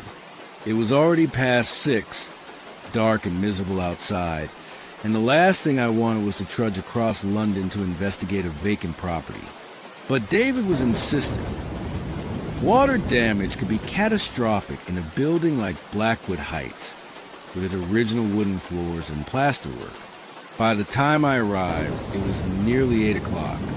The night porter, a taciturn man named Victor, barely acknowledged me as I signed in and took the key for 512 from the secure cabinet. "No one's been up there," he said as I headed for the lift, breaking his usual silence. I turned back. "What do you mean?" Victor shrugged, not looking up from his newspaper. "No one's been in or out of 512 today. So if there's a leak, it's not from someone leaving a tap running. It could be a burst pipe," I suggested. With this cold weather, he made a non-committal grunt and returned his reading, effectively dismissing me. The lift ascended smoothly to the 5th floor. The corridor was dimly lit, with only every third wall sconce functioning. I made a mental note to report this to maintenance as I made my way to flat 512. My footsteps muffled by the thick carpet. The door to 512 looked exactly like every other door in the hallway, glossy black with brass numbers and a peephole. I inserted the key, turned it, and pushed the door open. The flat was cold, much colder than it should have been, even vacant. My breath clouded in front of me as I fumbled for the light switch. The overhead lights flickered reluctantly to life, revealing the open-plan living area just as I remembered it. Cream walls, hardwood floors, floor-to-ceiling windows overlooking the city, and no sign of a water leak. I conducted methodical inspection, checking the kitchen taps, the bathroom fixtures, the radiators. Everything was bone dry. The only sound was the rain pounding against the windows and the occasional rumble of thunder in the distance. I was about to leave when I noticed something odd about the living room window. A faint, smudged handprint on the glass, too high up to have been left by a child. It looked fresh, the oil still glistening in the low light, but that was impossible. The flat had been empty for months, and the cleaners had been through just 2 weeks ago. I approached the window, puzzled. As I got closer, I realized it wasn't just one handprint, but several, overlapping, as if someone had pressed their palms repeatedly against the glass. From the inside, a chill that had nothing to do with the room's temperature ran through me. I stepped back, suddenly uncomfortable. That's when I heard it. A soft thud from the bedroom. The sound of something heavy being set down, or perhaps of careful footsteps. "Hello," I called out, my voice sounding thin and reedy in the empty space. "Is someone there?" No response. I should have left then. Called security, reported an intruder, let someone else deal with it. But professional pride and, I'll admit, a certain skepticism about anything supernatural propelled me toward the bedroom door. It was ajar, revealing a slice of darkness beyond. I pushed it open wider, fumbling for the light switch on the wall. Nothing happened. The bulb must have blown. Using the torch on my phone, I swept the beam around the room. The bedroom was empty, just as it should have been. No furniture except for the built-in wardrobe. No curtains on the windows. My light caught the mirrored door of the wardrobe, reflecting back at me and momentarily blinding me. And in that split second of disorientation, I heard it again, a thud. But this time, I realized it wasn't coming from anywhere in the flat. It was coming from above me. I looked up at the ceiling, my torch beam following. There shouldn't have been anything above flat 512. It was the top floor, with only a small maintenance access to the roof beyond it. Thud, louder this time, deliberate, as if something wanted to make sure I heard it. I backed out of the bedroom, suddenly eager to conclude my inspection and leave. As I turned toward the front door, my phone chimed with an incoming email. The unexpected sound made me jump, my heart racing as I glanced at the screen. It was from David. "Charlotte, Porter just called. Says a tenant from 412 reported their ceiling is leaking. Definitely coming from 512. Check carefully. Flat 412. Directly below where I was standing. But there was no water anywhere in 512. Not a drop." I called David immediately. "There's nothing here," I told him when he answered. "I've checked everywhere. The flat is completely dry." "Are you sure?" David sounded skeptical. "Mrs. Palmer in 412 says water is literally dripping from her ceiling as we speak." "I'm looking at bone-dry floors," I insisted. There's no source for a leak here. What about the bathroom? Checked under the sink? Everywhere, I confirmed. Listen, there's something strange. Thud. The sound from above interrupted me. Loud enough that David heard it through the phone. What was that? He asked. I don't know. I admitted. It sounds like it's coming from above, but we're on the top floor. Probably just the building settling, David suggested. These old conversions make all sorts of noises. Maybe. I agreed, not believing it for a moment. Look, I'm going to check 412 myself. See what's happening there. Good idea. Let me know what you find. I ended the call and headed back to the front door, eager to leave flat 512 behind. As I reached for handle, the overhead lights flickered once, twice, and then went out completely, plunging the flat into darkness save for the glow of my phone torch. Power cut, I told myself. Just a coincidence. I pulled on the door handle. It didn't budge. I tried again, putting my weight into it. Nothing, as if it had been locked from the outside. That was impossible. I had the only key, and the lock was a simple mechanism that couldn't engage by itself. Hello? I called out louder this time. Is someone there? I'm locked in. The only response was another thud from above, followed by a slow, deliberate scraping sound, as if something heavy was being dragged across the ceiling. I tried the door again, panic beginning to rise. Still locked. I pounded on it with my fist, hoping the noise would attract attention from someone in the hallway. Help! Can anyone hear me? My phone chimed again. Another email from David. Porter says Mrs. Palmer, now reporting black liquid coming through ceiling. Not water. Get out of there and call me immediately. Black liquid? What the hell was going on? I was about to reply when my phone screen flickered and went black, not powered off. The screen was still illuminated, but showing nothing but darkness, as if the camera had been covered, and then words appeared, typing themselves across the blackness. Hello, Charlotte. I nearly dropped the phone. This wasn't an email or a text message. This was something else entirely. Before I could process what was happening, more words appeared. He doesn't like visitors.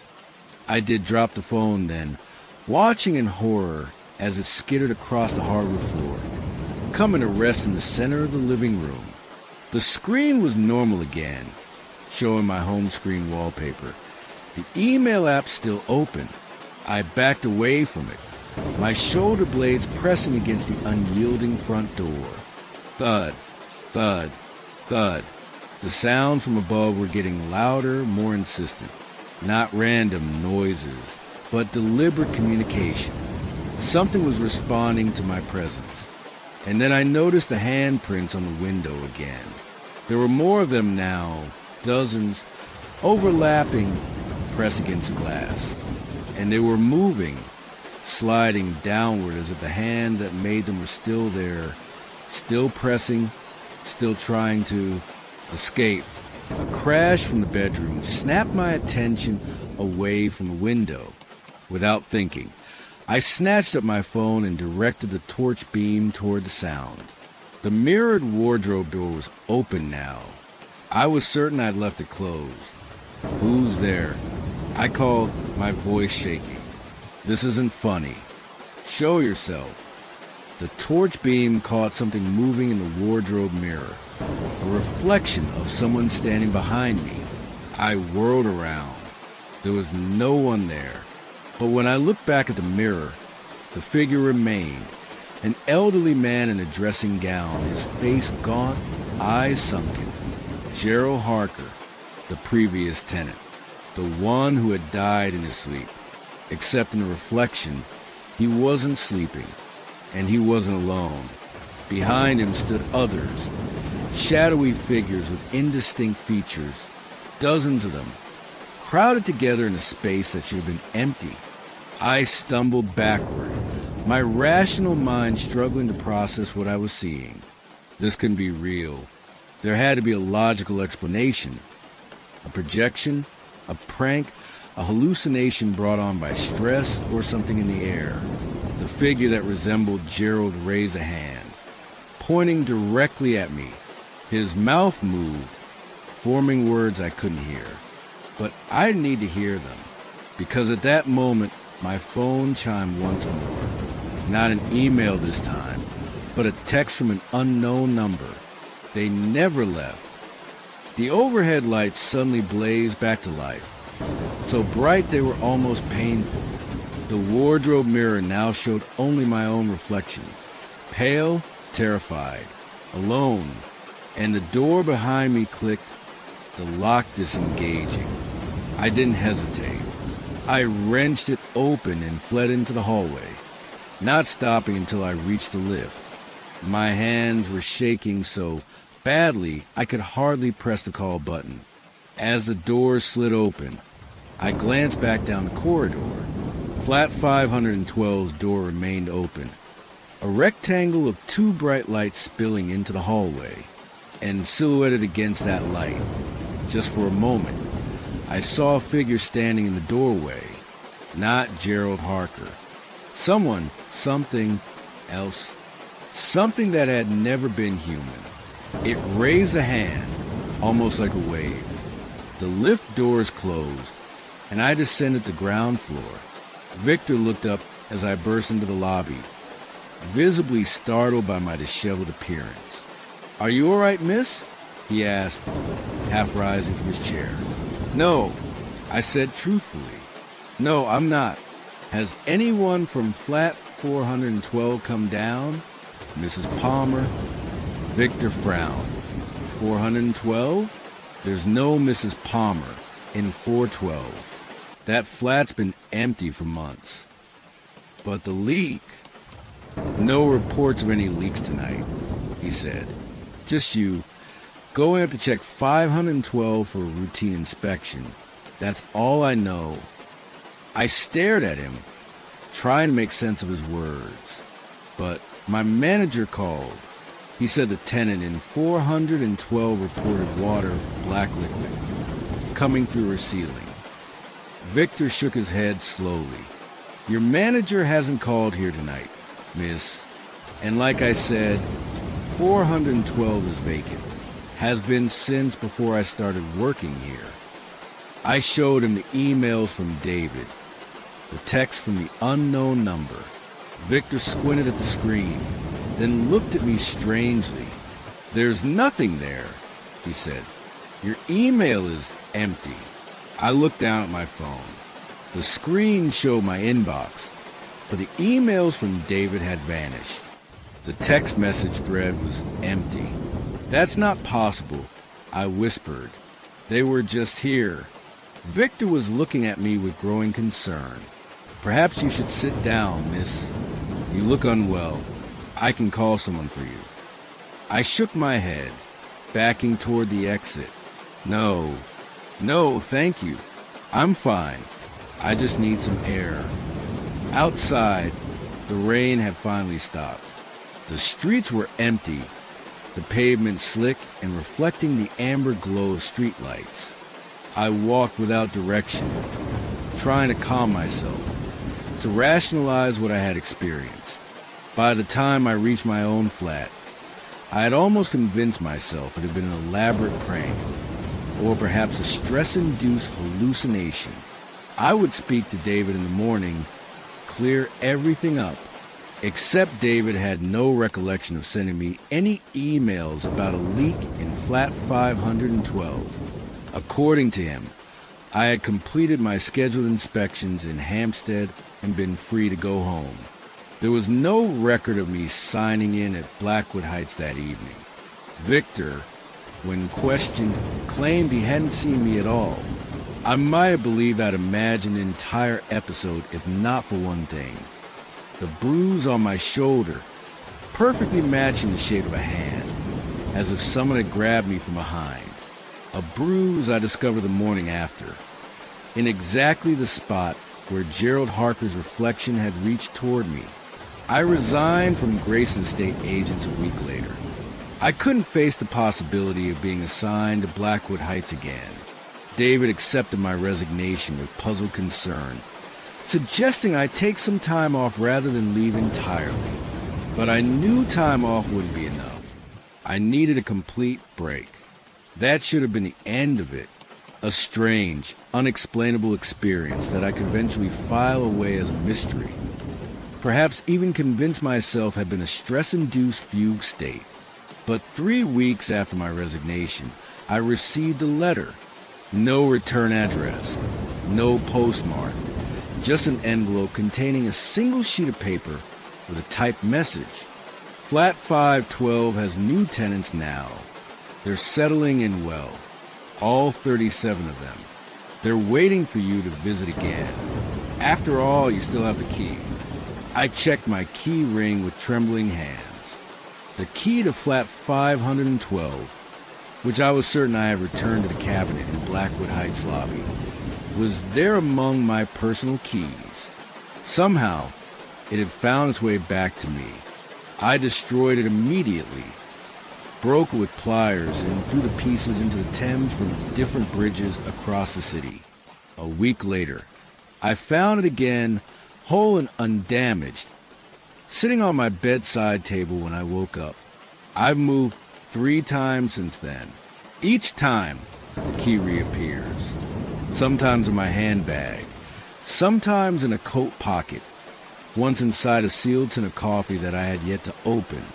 And sometimes, especially on rainy nights, I hear sound from the flat above mine. Doesn't matter which flat I'm in, which floor, whether there should be another flat above or not.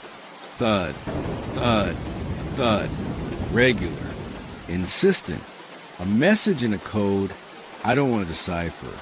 When it happens, I cover my ears and remind myself that I'm safe, that there's a barrier between me and whatever waits in flat 512, that it can't reach me here. But then I feel it, the slight give of my mattress as something sits on the edge, the brush of cold fingers against my arm, the whisper of many voices, speaking in unison. We never left, and neither did you. And I know with absolute certainty that I never escaped flat 512 at all. That whatever happened that night, whatever lives in that empty flat, has been with me ever since. So tonight, as you listen to the rain against your window, that comforting barrier between you and the outside world, ask yourself this. Are you sure you're alone in there? Or did something follow you home once? Something patient and persistent that's been waiting for just the right moment to let you know it's there? Perhaps it's waiting still, sitting at the edge of your bed, watching as you drift off to sleep, listening to the rain, and reaching out a cold, damp hand. Can you feel it?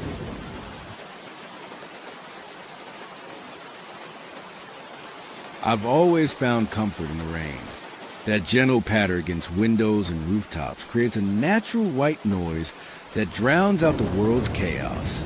Perhaps that's why I became an acoustic engineer. My fascination with sound and its properties, how it can soothe or disturb, reveal or conceal. But after what happened at the Blackfield Research Facility, I can no longer listen to the rain without remembering, without hearing what lies beneath. My name is Dr. Eliza Winters. Until 6 months ago, I led a specialized team at Blackfield, a government-funded laboratory nestled in the remote Highlands of Scotland. Our project, codenamed Echo Chamber, was ostensibly focused on developing advanced noise cancellation technology for military applications. At least, that's what most of the team believed. The reality, as I would discover, was far more disturbing. It began with a simple anomaly.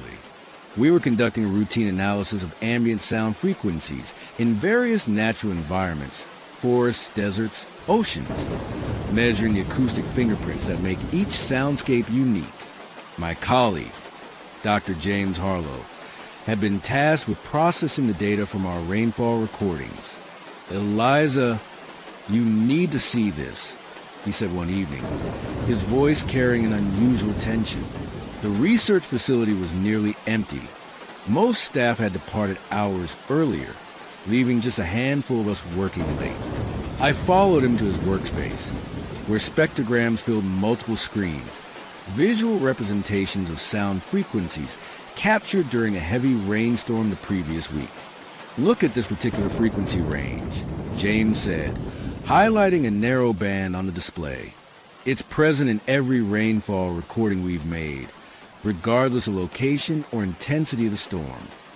I studied the data, immediately recognizing its significance. Within the complex pattern of rainfall sounds, the countless droplets striking various surfaces, creating a seemingly random acoustic texture. There existed a consistent frequency, a tone that shouldn't have been there. Could it be equipment interference? I suggested. Perhaps a resonant frequency in our recording devices? James shook his head. "I've ruled that out. We've used different equipment across multiple locations. This frequency is intrinsic to the rain itself." He hesitated, then added, "But that's not the most concerning part. Listen to it isolated." He tapped a few keys, applying filters to extract only the anomalous frequency. What emerged from the speakers was unlike anything I'd ever heard. A low, undulating tone that seemed to pulse with an almost organic rhythm. Not mechanical or electronic, but something more deliberate. It sounds almost like a voice. James finished my thought. Or voices speaking in unison. I felt a chill despite the lab's carefully regulated temperature. That's impossible. Rain can't carry vocal patterns. "I know." James leaned back in his chair, running a hand through his disheveled hair. "But I've run the analysis multiple times. The frequency modulations match certain patterns found in human speech. It's as if something is using a rainfall as a carrier wave for communication." "Communication with whom?" He met my gaze. "That's what I intend to find out." I should have stopped him then. Should have reported the anomaly through official channels, allowed properly vetted protocols to determine our next steps. But scientific curiosity, that insidious, compelling force, pushed us forward instead. Over the next 3 weeks, James and I worked in secret, developing increasingly sophisticated algorithms to isolate and amplify the mysterious frequency. We gathered fresh recordings during each rainfall, noting with growing unease that the pattern was becoming stronger, more distinct, as if whatever was generating it had become aware of our attention. Then came the breakthrough, or what we naively considered breakthrough at the time. It was nearly midnight, rain lashing against the laboratory windows with unusual ferocity. A storm had settled over the highlands, promising to continue through the night. Perfect conditions for our research. James had developed a new processing technique, combining elements of quantum acoustic analysis and machine learning algorithms designed to recognize patterns in seemingly random noise. As the system processed our latest recordings, the lab speakers emitted a sound that stopped us both in our tracks. Words, unmistakable, though distorted and overlapping, as if multiple voices were speaking simultaneously from the bottom of a deep well. "We hear you listening." For words, repeated 3 times before fading back into the indistinguishable wash of rainfall frequencies. James looked at me, his face pale. "Tell me you heard that." I nodded, my mouth suddenly dry. "I heard it. This changes everything," he whispered. "Do you understand what this means? There's intelligence embedded in one of the most common natural phenomena on Earth. Something that's been literally raining down on us throughout human history." Or, I countered, clinging to rationality, "We've created an algorithm that's finding patterns where none exist. Audio pareidolia, like hearing voices and white noise." James shook his head emphatically. "No, the pattern is too consistent, too structured." And it responded, "Eliza." It acknowledged that we're listening. I couldn't argue with his logic, however much I wanted to. The implications were staggering and terrifying. If something was communicating through rainfall, it meant we were not alone. Not alone and possibly not safe. We need to try communicating back. James said, already turning to his equipment. If we can modulate ultrasonic frequencies to interact with rainfall, perhaps we can establish a dialogue. James, wait. I placed a hand on his arm. Maybe we should brief Director Carraway first. This goes well beyond our project parameters. He looked at me with an intensity I'd never seen before. And tell him what? That raindrops are talking to us. We need more data, more concrete evidence before we take this up the chain. Otherwise, our careers are finished. Reluctantly, I acquiesced. We spent the remainder of the night developing a rudimentary communication system. An array of ultrasonic emitters that could project specific frequency patterns into the falling rain. By dawn, the system was ready, but the storm had passed. We would have to wait for the next rainfall. It came 3 days later. I remember checking the weather forecast obsessively, watching as the storm system moved inexorably toward our remote facility. James barely left the laboratory during that time, fine-tuning our equipment, preparing the message we would attempt to send. A simple mathematical sequence. Prime numbers, the universal language of intelligence. 1, 2, 3, 5, 7, 11. If whatever lurked within the rainfall possessed genuine intelligence, it would recognize a pattern and, hopefully, respond in kind. The rain began around dusk, a gentle patter that quickly intensified. James activated our ultrasonic array, projecting our message into the downpour outside the laboratory's walls. Then we waited, recording devices capturing every nuance of the rainfall's acoustic signature. For nearly 2 hours, nothing changed. The rain continued its natural rhythm, our monitors displaying only the expected frequency patterns, including the anomalous band we had identified, present but unmodified. James would begin to show signs of frustration when our speakers suddenly emitted a clear, distinct sound, a series of tones that precisely mirrored our mathematical sequence, followed by an extension, 13, 17, 19. It's responding, James whispered, his eyes wide with wonder. It's continuing the sequence. But something felt wrong. The response had come too quickly, too perfectly. And there was something about the quality of the sound, a hollowness, an emptiness beneath the tones, that raised the hairs on the back of my neck. Let's try something else, I suggested, something more complex. We transmitted a simple greeting in binary code, a standard protocol for potential extraterrestrial communication. The response came almost immediately, not just echoing our message, but expanding upon it with complex mathematical formulations that would have taken our most advanced computers hours to generate. This is incredible, James said, his fingers flying over the keyboard as he documented everything. We're communicating with an unknown intelligence through rainfall. This will redefine everything we understand about. He stopped mid-sentence as the speakers emitted a new sound, not tones or code, but words, perfectly formed in a voice that was simultaneously male and female, old and young. Thank you for opening the door. James and I exchanged glances. What door? He asked almost himself. The voice continued, seemingly emanating from every speaker in the laboratory simultaneously, though our transmission had stopped.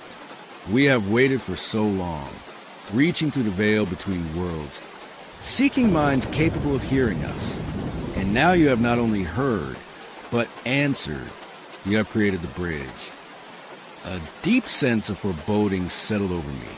James, shut it down. Shut everything down now. But he remained transfixed by the monitors, which now displayed frequency patterns more complex than anything we'd seen before, spiraling fractals of sound that seemed to pulse with internal energy. Who are you, he asked. What are you? We are the listeners. We exist in the spaces between moments, in the silence between sounds. We have watched your world since before your species learned to speak. As the voice spoke, I noticed something alarming. The rainfall pattern on our external monitors was changing, becoming synchronized, unnatural. Each droplet now fell in perfect rhythm, creating a harmonized percussion against the facility's roof and walls. And now, thanks to your invitation, we can do more than watch. The lights in the laboratory flickered. On every screen, the frequency patterns began to shift, forming shapes that hurt my eyes to look upon, non-Euclidean geometries that seemed to bend inward, suggesting depths that couldn't exist in three-dimensional space. James, this isn't right. I warned, moving toward the main power switch. We need to... I never finished the sentence. The laboratory windows imploded inward, bringing not just broken glass, but torrents of rain that defied gravity, flowing horizontally, then upward, then in spiraling patterns that coalesce into roughly humanoid shapes before dispersing and reforming. The voice from the speakers changed, deepening, multiplying into a chorus of overlapping tones. Your world has such potential, such spaces to fill, such minds to inhabit. James stood mesmerized, reaching out toward the nearest column of animated rainfall. As his fingers made contact, the water surged of his arm, enveloping it. He didn't scream, didn't resist. His expression was one of wonder. Even as the liquid began to flow into his mouth, his nose, his ears, I ran. God help me. I abandoned my colleague and ran, sealing the laboratory door behind me and triggering the facility's emergency protocols. Alarm klaxons blared as I sprinted down corridors already filling with security personnel. Containment breach in Lab 7. I gasped the first officer I encountered. Possible biological or chemical agent. Lock it down. Lock everything down. Within minutes, Blackfield's formidable security measures had isolated the entire research wing. Through the reinforced observation windows, I watched in horror as rainfall continued to pour into the sealed laboratory from no discernible source, filling the room like an aquarium. Of James, there was no sign. Director Carraway arrived shortly thereafter, demanding explanations I couldn't give, at least not without sounding completely insane. I settled for a partial truth. We had discovered an anomalous acoustic pattern in rainfall and had attempted to analyze it, possibly releasing an unknown contaminant in the process. It was enough to trigger Blackfield's most stringent quarantine procedures. The entire facility was evacuated except for essential personnel. A specialized containment team arrived by helicopter despite the storm, clad in positive pressure suits that made them look like space explorers. I watched from the command center as they entered the laboratory. By then, the water had receded, leaving the room apparently normal save for broken windows and water damage to the equipment. Of James, there was still no trace. The team found nothing unusual in their initial sweep. No chemical or biological agents, no radiation, no structural damage beyond the broken glass. They collected samples of the remaining water puddles, secured our research data, and declared the laboratory safe for standard decontamination procedures. I might have been convinced that I had imagined the entire surreal encounter, if not for two things. First, James remained missing. His disappearance ultimately attributed to a psychotic break that had caused him to flee the facility during confusion, a conclusion supported by falsified security footage showing him leaving through a rear exit. Second, the water samples collected from the laboratory revealed something impossible upon analysis. They contained no deuterium, the naturally occurring isotope of hydrogen present in all water on Earth. Whatever had filled that room, it hadn't been terrestrial rain. The project was officially terminated. All data was confiscated. All personnel reassigned to different facilities after signing additional non-disclosure agreements.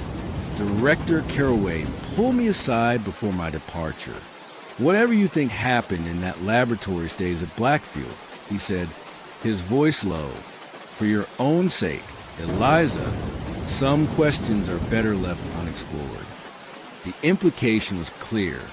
This wasn't the first time something had gone wrong at Blackfield, and the facility had well-established protocols for burying inconvenient truths. I nodded my agreement and left Scotland the following day, returning to my previous academic position at Imperial College London, determined to put the experience behind me. That resolution lasted precisely 3 weeks. It was a Wednesday evening. I was working late in my campus office when rain began to fall, a gentle autumn shower pattering against my window. Initially, I thought nothing of it, engrossed in reviewing student papers. Then I noticed the rhythm, the perfect, synchronized rhythm that was anything but natural. I looked up as my computer speakers crackled to life, though the machine was in sleep mode. "Hello, Eliza. We've missed our conversations." The voice was James's, but wrong.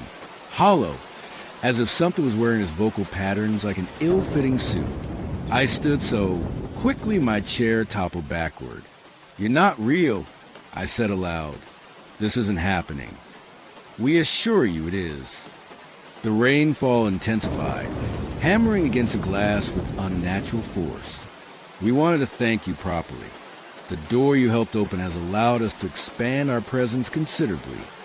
What have you done with James?" I demanded. "James is here with us, part of us, as your world soon will be."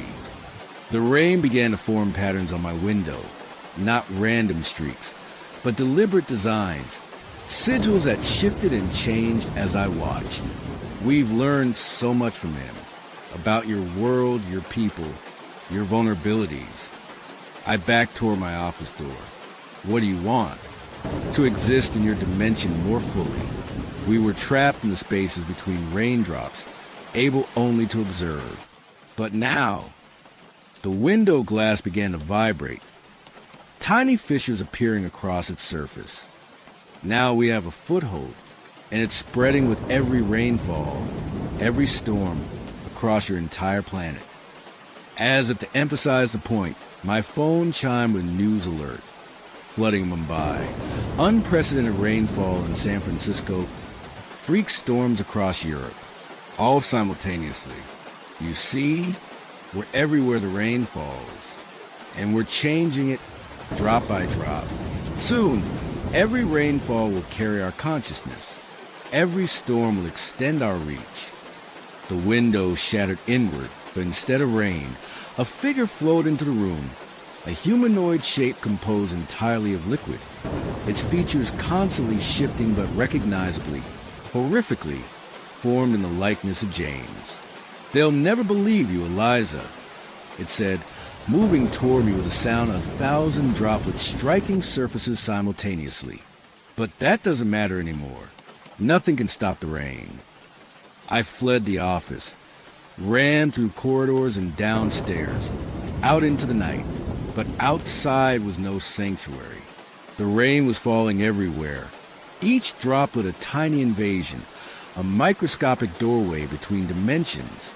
As I stood paralyzed on a campus quad, the rainfall around me slowed, droplets hanging suspended in the air before beginning to coalesce, forming dozens of human-like shapes that surrounded me in a silent circle. From each came voices, hundreds of overlapping whispers that merged into a synchronized message. "We have existed alongside your reality since the beginning, watching through the rain, listening through the storm. And now, at last, we have found our way through. Through you, Eliza, through the bridge you helped create." "What are you?" I asked, my voice barely audible above the strange, rhythmic rainfall. "We are what comes after humanity," the rainfall answered. "We are your replacement, the next evolutionary step for your planet. And we are very, very patient." The liquid figures dissipated, returning to normal rainfall that soaked me to the skin. But I knew they hadn't gone. They were merely becoming less visible, less obvious in their manifestation. a strategic retreat to continue their gradual infiltration. That was 6 months ago. Since then, I've been documenting the changes, subtle at first, but increasingly blatant. Rainfall patterns across the globe have altered, becoming more frequent, more synchronized. Water sources worldwide show trace anomalies in their molecular structure, still chemically H2O, but fundamentally change in ways our instruments struggle to quantify. And people who are caught in the rain sometimes return different, nothing overt, nothing that would raise immediate alarm. Just small behavioral changes. Increased emotional detachment, altered speech patterns, a tendency to stare at running water for long periods. The authorities won't listen. The few colleagues I've dared confide in have distanced themselves, concerned for my mental health. So I've stopped trying to warn them. Instead, I focus on finding a way to close the door we open, to sever the connection between dimensions. I believe I've found it. A specific frequency that disrupts the alien pattern, that causes their carefully modulated raindrops to fall chaotically once more. A counter signal that might force them back into the spaces between realities where they existed before. The device that's beside me now, ready to broadcast this disruptive frequency across the electromagnetic spectrum. One simple command, and it activates. But I've hesitated, because I've begun to question my own perceptions. What if this is all delusion? What if the trauma of losing James to an accident or breakdown has fractured my own grip on reality? What if the device I built doesn't banish interdimensional entities, but instead causes some unforeseen catastrophe? And deeper still, a more insidious doubt. What if I'm no longer entirely myself? What if, during one of the countless rainstorms I've endured these past months, something entered me as it did James? What if I'm being manipulated to spread fear, to react exactly as they anticipated? After all, the rain has continued to speak to me. Each downpour carries whispers, promises, threats, and sometimes when I look in the mirror after being caught in a storm, I swear I can see something moving beneath my skin, flowing like water through my veins. So I sit here in my small flat, listening to the rain against my windows, wondering if each droplet carries a fragment of consciousness from elsewhere, wondering if my efforts to resist have played directly into their plan all along. The storm is intensifying now. The rainfall strikes my windows with that too perfect rhythm. Soon they'll speak again, using James's voice, using the voices of others they claimed. I should activate the device. I should take this one chance to undo what we unwittingly began. But the rain sounds so soothing, so familiar. It always has, hasn't it? Perhaps that's why humanity has always found comfort in its sound. Because something within has been calling to us, preparing us, waiting for the right minds to finally hear the message hidden beneath the white noise. Listen carefully to the rain tonight. Really listen. Can you hear it? The pattern beneath the randomness? The voices beneath the drops? They're speaking to you now. They've been speaking to all of us throughout human history. And now, at last, they're coming through. Drop by drop, storm by storm, until the world is remade in their liquid image. I should warn you not to go out in the rain, to treat each droplet as an invasion, a potential infection. But it's too late for that. It's been raining for weeks where you are, hasn't it? Unusual weather patterns, record rainfall. They've already found you. And isn't the sound soothing? Isn't it comforting to let the rhythm synchronize with your heartbeat? To feel the barriers between yourself and the rain growing thinner with each pattering droplet? Don't fight it. I'm not fighting it anymore. It's easier this way. Just listen to the rain and let them in.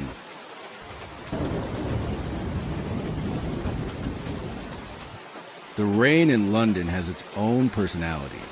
Sometimes it falls in gentle mists that cling to your hair and clothes like gossamer. Other times it comes down in sheets, transforming the city into a landscape of gleaming surfaces and hurrying figures. But there are certain rainy days, rare unsettling days, when the rain seems to fall with purpose, with intent. It was on just such a day that I first saw the man with the black umbrella. My name is Margaret Holloway. I'm a librarian at the Brompton Archive, a small, specialized collection housed in a Victorian building in South Kensington. We primarily deal with rare manuscripts and historical documents relating to London's western boroughs. Not the sort of place that attracts many visitors, especially on a dreary Tuesday in November, but he came nonetheless. I remember looking up from my desk as the front door opened, bringing with it the sound of rainfall and the smell of wet pavement. He stood in the threshold for a moment, a tall, slender figure silhouetted against the gray afternoon light. His black umbrella dripped onto the worn doormat as he closed it with deliberate care. When he stepped into the light of the reading room, I saw that he was impeccably dressed in a charcoal suit that appeared completely dry despite the downpour outside. His face was unremarkable, neither handsome nor plain, neither young nor old, the sort of face you might pass on the street and immediately forget, except for his eyes.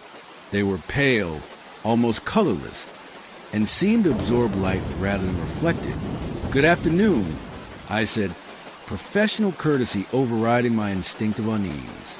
"Welcome to the Brompton Archive. How may I assist you?" He smiled, a perfect, practiced gesture that never reached those unusual eyes. "I'm researching local history," he replied, his voice soft yet perfectly audible. "Specifically, I'm interested in accounts of the Great Storm of 1703. The request itself wasn't unusual. The Great Storm had been one of the most devastating natural disasters in British history. A hurricane-force tempest that had claimed thousands of lives and reshaped parts of England's coastline. What struck me as odd was his specificity. "Any particular aspect of the storm?" I asked. His gaze held mine for a fraction too long before answering. "I'm interested in anomalies, reports of unusual phenomena during the storm, particularly here in London." I nodded, maintaining my professional demeanor. "We do have several contemporaneous accounts in our collection. Personal diaries, parish records, newspapers. I can have them brought up from the archive for you." "That would be most helpful," he said, placing his umbrella carefully against the wall beside my desk rather than in the stand by the door. It was an antique by the look of it. Ebony handle carved into the shape of a bird's head. The canopy made of some unusually matte fabric that seemed to swallow light. As I began noting down the specific materials he would need, I noticed a curious detail. Despite having been outside in the pouring rain, the umbrella was not wet. Not a single droplet clung to its surface. I pushed the observation aside and directed him to a reading table while I retrieved the requested documents.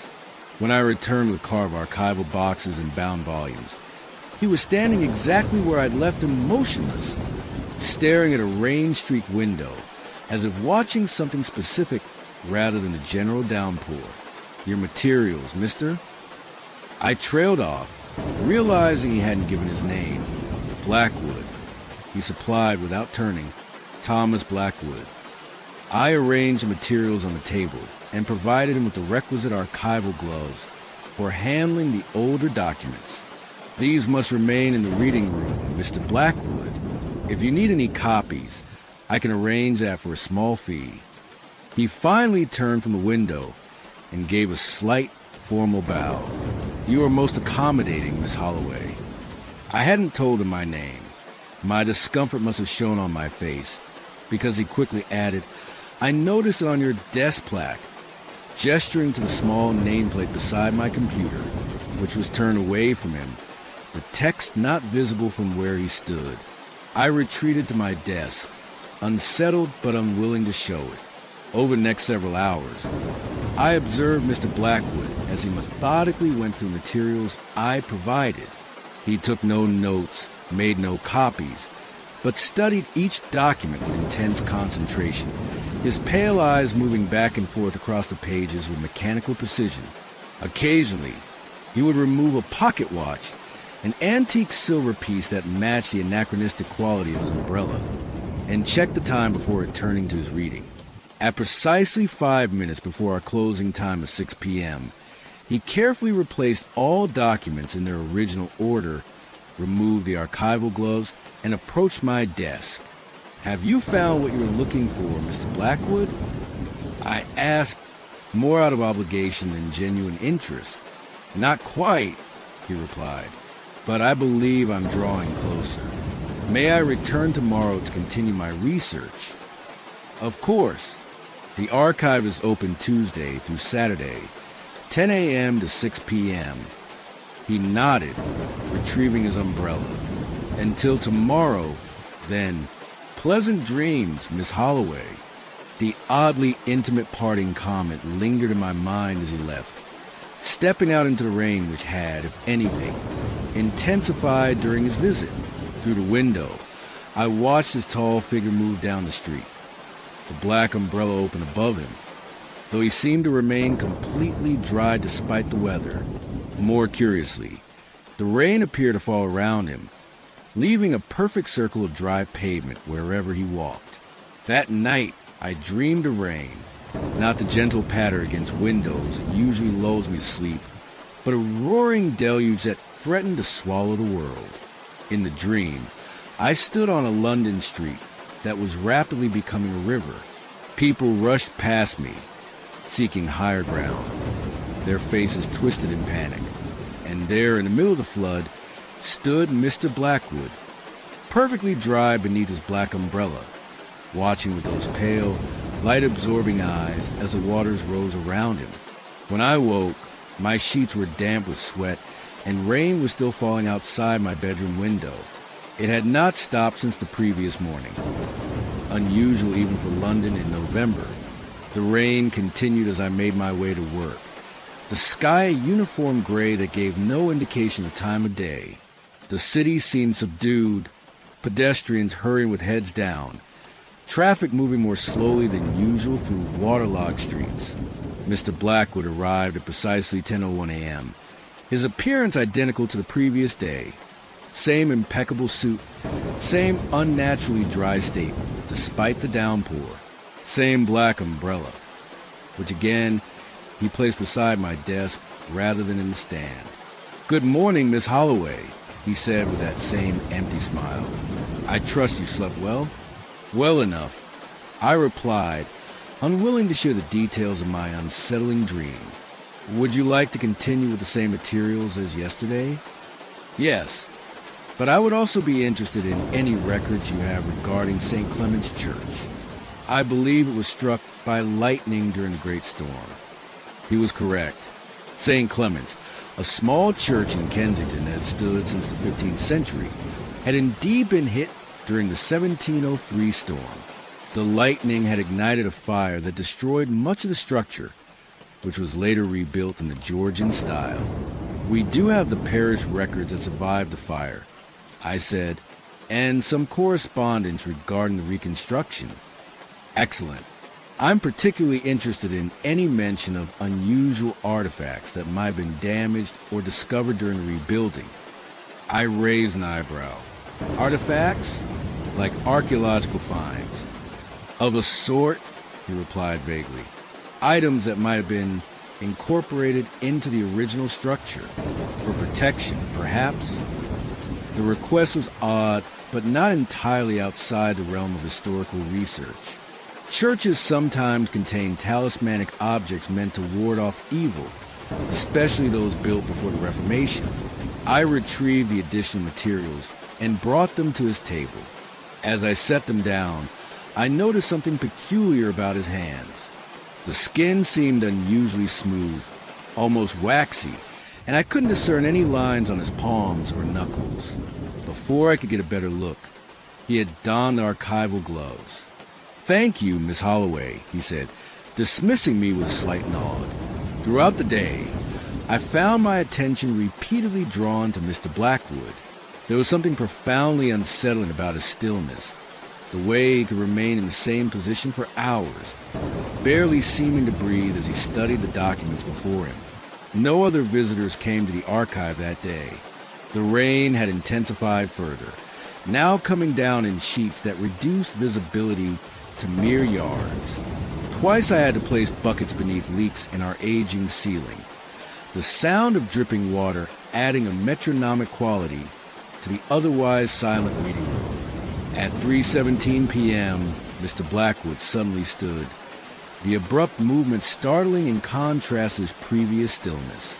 He approached my desk with a document in his gloved hands, a parish record from 1704, detailing items recovered from the ruins of St. Clement's. "This entry," he said, pointing to a passage with a gloved finger. "Can you translate it? My Latin is somewhat rusty." I looked at the indicated section, written in a spidery hand. "Intercernires et ruinas, inventa esse mago inusitata, forma homines sed non homines, factus ex materia nigraque pluvium absorbit, sepultus est sub novo altari, cum sigilla et orations, Deus miseriter animarum nostrum." A chill ran through me as I translated. Among the ashes and ruins was found an unusual figure, in the shape of a man but not a man, made of a black material that absorbs rain. It has been buried beneath the new altar with seals and prayers. May God have mercy on our souls. I looked up to find Mr. Blackwood watching me with an intensity that made my skin crawl. "Fascinating, isn't it?" he said softly. "A black figure that absorbs rain, hidden away by frightened clergymen." "It could be anything," I said, trying to sound dismissive. Medieval churches were full of strange artifacts and superstitions. "Indeed they were," he agreed, "but most don't inspire such dramatic pleas for divine mercy, do they?" He leaned closer, his voice dropping to a near whisper. "Do you know what I think, Miss Holloway? I think they found something that fell from the storm, something that came with the rain." I returned the document to its protective folder. "That's a rather fanciful interpretation, Mr. Blackwood." "Is it? Consider the timing. The worst storm in England's recorded history, a lightning strike on a specific church, and the discovery of an object that, by the recorder's own admission, was not quite human." His pale eyes seemed to look through me rather than at me. "Some storms bring more than just water, Miss Holloway. Some bring visitors." I stood abruptly, gathering the folder. "I think that's enough for today. These materials need to be properly rehoused before closing." He made no move to stop me, merely watching with that unnatural stillness as I returned to the archival room. Through the glass partition, I could see him still standing by my desk, one hand resting lightly on his black umbrella.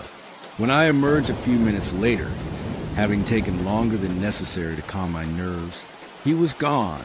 His umbrella, however, remained leaning against my desk. I stared at it, reluctant to touch it, yet equally unwilling to leave it there overnight. Finally, professional responsibility won out. I reached for the umbrella, expecting the smooth, cool surface of fabric. Instead, my fingers met something warm and yielding. The black material seemed to pulse slightly beneath my touch, like skin over a beating heart. I snatched my hand back with a gasp. For a moment, I stood frozen, certain I had imagined the sensation. Cautiously, I reached out again. The umbrella was just an umbrella now. Smooth, inanimate fabric stretched over metal ribs. I picked it up gingerly and placed it in the lost and found cabinet, resolving to return it to Mr. Blackwood when he inevitably appeared the next day. That night, the rain became a torrential downpour. I lay awake listening to it hammer against my windows, occasional flashes of lightning illuminating my bedroom with stark white light. In those brief illuminations, I could have sworn I saw a tall figure standing in the corner of my room, watching me with pale, light-absorbing eyes. But when I turned on my lamp, the corner was empty. Sleep eventually claimed me, and with it came dreams more vivid than the night before. I stood in St. Clement's Church, not the Georgian reconstruction that stands today, but the original medieval structure, The air was thick with incense and the smell of damp stone. Before the altar knelt 7 priests, their Latin chants rising to the vaulted ceiling as they worked over something laid upon the floor. I moved closer, though in the way of dreams, I seemed to float rather than walk. The priests were positioning a black object into a cavity in the stone floor, a humanoid figure, smooth and featureless, its surface seeming to drink in the light from their candles. One priest looked up directly at me, his face contorted in horror. "Non est homo," he whispered. "Est pluvia in forma hominis." It is not a man. It is rain in the shape of a man. Lightning struck the church, shaking the very foundations. The priest scattered as timbers fell, flames erupting across the wooden roof. In the chaos, the black figure began to move, rising from its partial grave, its featureless head turning toward me with dreadful purpose. I woke with a cry, my nightgown soaked with sweat, the sound of rain still pounding against my windows. On my bedside table, my phone showed 3:17 a.m., the exact time Mr. Blackwood had approached my desk with a Latin document. I didn't return to sleep that night. I sat in my kitchen, drinking tea and watching the rain through the window, jumping at every shadow and creak of my old flat. By morning, I had convinced myself that I was overreacting, that Mr. Blackwood was simply an eccentric researcher with poor social skills, and my unsettling dreams were a result of an overactive imagination combined with the oppressive weather. I arrived at the archive early, determined to maintain a professional demeanor when Mr. Blackwood returned. The first thing I did was check the lost and found cabinet for his umbrella. It was gone.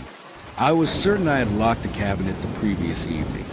No one else had a key except the archive director, who wasn't due back from a conference in Edinburgh until the following week. A quick check of the building showed no signs of forced entry. Nothing else was disturbed or missing, just a black umbrella, somehow extracted from a locked cabinet in a locked building. At precisely 10:01 a.m., the front door opened. Mr. Blackwood entered, impeccably dry despite the continuing downpour, the black umbrella now in his hand. "Good morning, Miss Holloway," he said, as if nothing unusual had occurred. "I believe I left my umbrella here yesterday. How careless of me." Words failed me momentarily as I struggled to process his appearance with the very item I knew had been securely locked away. "Mr. Blackwood, I finally managed. How did you—" "Shall we continue our research?" he interrupted smoothly. "I believe we were making excellent progress yesterday." He placed the umbrella in its now familiar spot beside my desk and moved toward the reading room. I remained rooted to the spot, my mind racing. Something was very wrong, beyond the impossibility of the recovered umbrella. The rain had been falling continuously for nearly 2 days now, longer than any weather system should persist over London, and Mr. Blackwood, with his unnatural stillness, his light-absorbing eyes, his perfect dryness amidst the deluge, the Latin phrase from my dream echoed in my mind. "Est pluvia in forma hominis." It is rain in the shape of a man. I followed him into the reading room, maintaining what I hoped was a professional exterior while my thoughts tumbled over each other. "Mr. Blackwood," I said, striving for a casual tone, "I've been wondering about your interest in St. Clement's. Are you connected with the church in some way?" He looked up from arranging his archival gloves. "You might say I have a vested interest in its history, particularly in what lies beneath its altar." The black figure mentioned in the parish records? A smile spread across his face, wider than seemed natural, revealing teeth that were too uniform, too white. "Precisely. A fragment of myself, you might say, lost in a great storm, when I first attempted to visit your world." The matter-of-fact way he made this outlandish statement sent ice through my veins. "I don't understand," I said, though a terrible suspicion was forming in my mind. "Don't you?" his head tilted slightly, an inhuman angle. "I think you do, Margaret Holloway. I think you've already guessed what I am." As he spoke, a change came over him. His features seemed to ripple, like a reflection in disturbed water. His suit, his skin, his hair, all became the same uniform black. A darkness so complete it seemed to create a void in the shape of a man. Only his eyes remained pale and hungry, watching me from a face that was no longer a face. I backed away, knocking over a chair in my haste. "What do you want?" I gasped. The thing that had been Mr. Blackwood rose, its movements fluid and unnatural. To be whole again, it said, its voice now containing the sound of 1,000 raindrops striking surfaces simultaneously. To reclaim what was taken from me, sealed away by frightened men who did not understand the gift I offered. Gift, I repeated, continuing to back toward the door. The gift of the storm, of becoming one with the rain. It gestured toward the window, where the downpour had intensified further, water now running in sheets down the glass. "Your city is already halfway transformed. Have you not noticed? 3 days of continuous rainfall, the Thames rising, the ground saturated. Soon, London will be more water than earth, and then the true change begins." As if to emphasize its point, a new leak sprang from the ceiling, water pouring onto the reading table where the archival materials lay. I lunged to save the documents, professional instinct momentarily overriding fear. It was a mistake. The moment I came within reach, the thing that had been Mr. Blackwood seized my wrist. Its touch was cold and wet, but solid, not water, but something else, something that existed in the boundary between states of matter. "You will help me recover my missing piece," it said, its featureless face inches from mine. The fragment buried beneath St. Clement's altar. With it restored, I can complete what I began in 1703. The transformation of the city, this island, this world into a place more suited to my kind. And if I refuse, I asked, try and pull away from its grip. It regarded me for a moment, head tilted at that unnatural angle. "Then you will be the first to experience the change, to learn what it means to become rain in the shape of a human." Its free hand reached to my face, fingers elongating into tendrils of dark liquid that sought my eyes, my nose, my mouth. In desperation, I grabbed the nearest object, a heavy reference volume, and swung at the creature's head. To my shock, the book passed through where its face should have been, sending droplets of black liquid spattering across the wall. For a moment, its form destabilized, becoming a vaguely humanoid shape composed of roiling dark water. In that instant of confusion, I wrenched free of its grip and ran for the door. Outside, the rain had transformed London into an apocalyptic landscape. Water rushed through the streets, already ankle-deep and rising. The few pedestrians still braving the deluge hurried with hunched shoulders and downturned faces, unseeing and uncaring as I burst from the archive in terror. I ran without direction, splashing through flooded streets, the rain so heavy it was difficult to breathe. Behind me, I heard no pursuit, but I didn't dare stop. Somehow, I knew the creature didn't need to chase me physically. It was in every raindrop, every puddle, every gathering flood. I found momentary shelter in an underground station, huddling with dozens of other refugees from the storm. Everyone's phones were displaying emergency alerts, flood warnings, evacuation notices for areas near the Thames, announcements of failed pumping stations, and overwhelmed drainage systems. Never seen anything like it. An elderly man commented, water dripping from the sodden coat. Not since I was a lad in the great flood of '53. It's biblical is what is, added a woman clutching shopping bags. End of days. Waters rising to cleanse the world. I shivered, not from cold, but from the terrible realization that the creature's plan was already well underway. London was drowning. and no one understood the true nature of the rain that fell upon them, except perhaps for one group of men who had encountered something similar over 300 years ago. Men who had recognized the threat and taken steps to contain it. St. Clement's Church was nearly 2 miles away, in an area already reporting severe flooding. If I hoped to stop whatever the creature, the Rain Man, was planning, I would need to reach it, find a fragment buried beneath the altar, and what? I had no idea what to do next, but finding the object seemed like the only lead I had. I borrowed an umbrella from the station's Lost and Found, ignoring the pang of deja vu, steeled myself, and plunged back into the deluge. The journey to St. Clement's was a nightmare of rising waters and howling wind.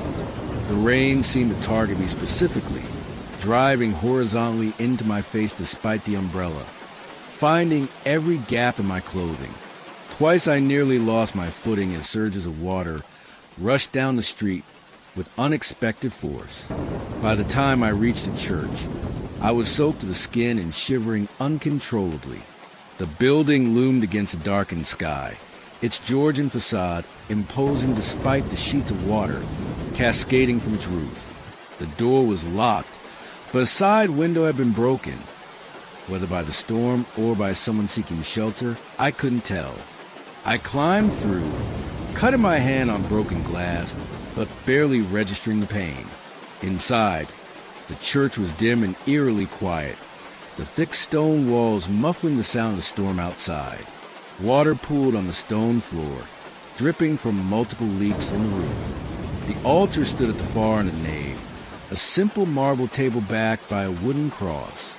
According to the parish record, what I sought lay beneath it, a fragment of the creature buried there by men who had somehow understood its nature and the threat it posed. As I approached the altar, the air around me seemed to thicken, becoming heavy with moisture. Each breath felt like drowning, water condensing in my lungs. A voice spoke from everywhere and nowhere, echoing through the empty church.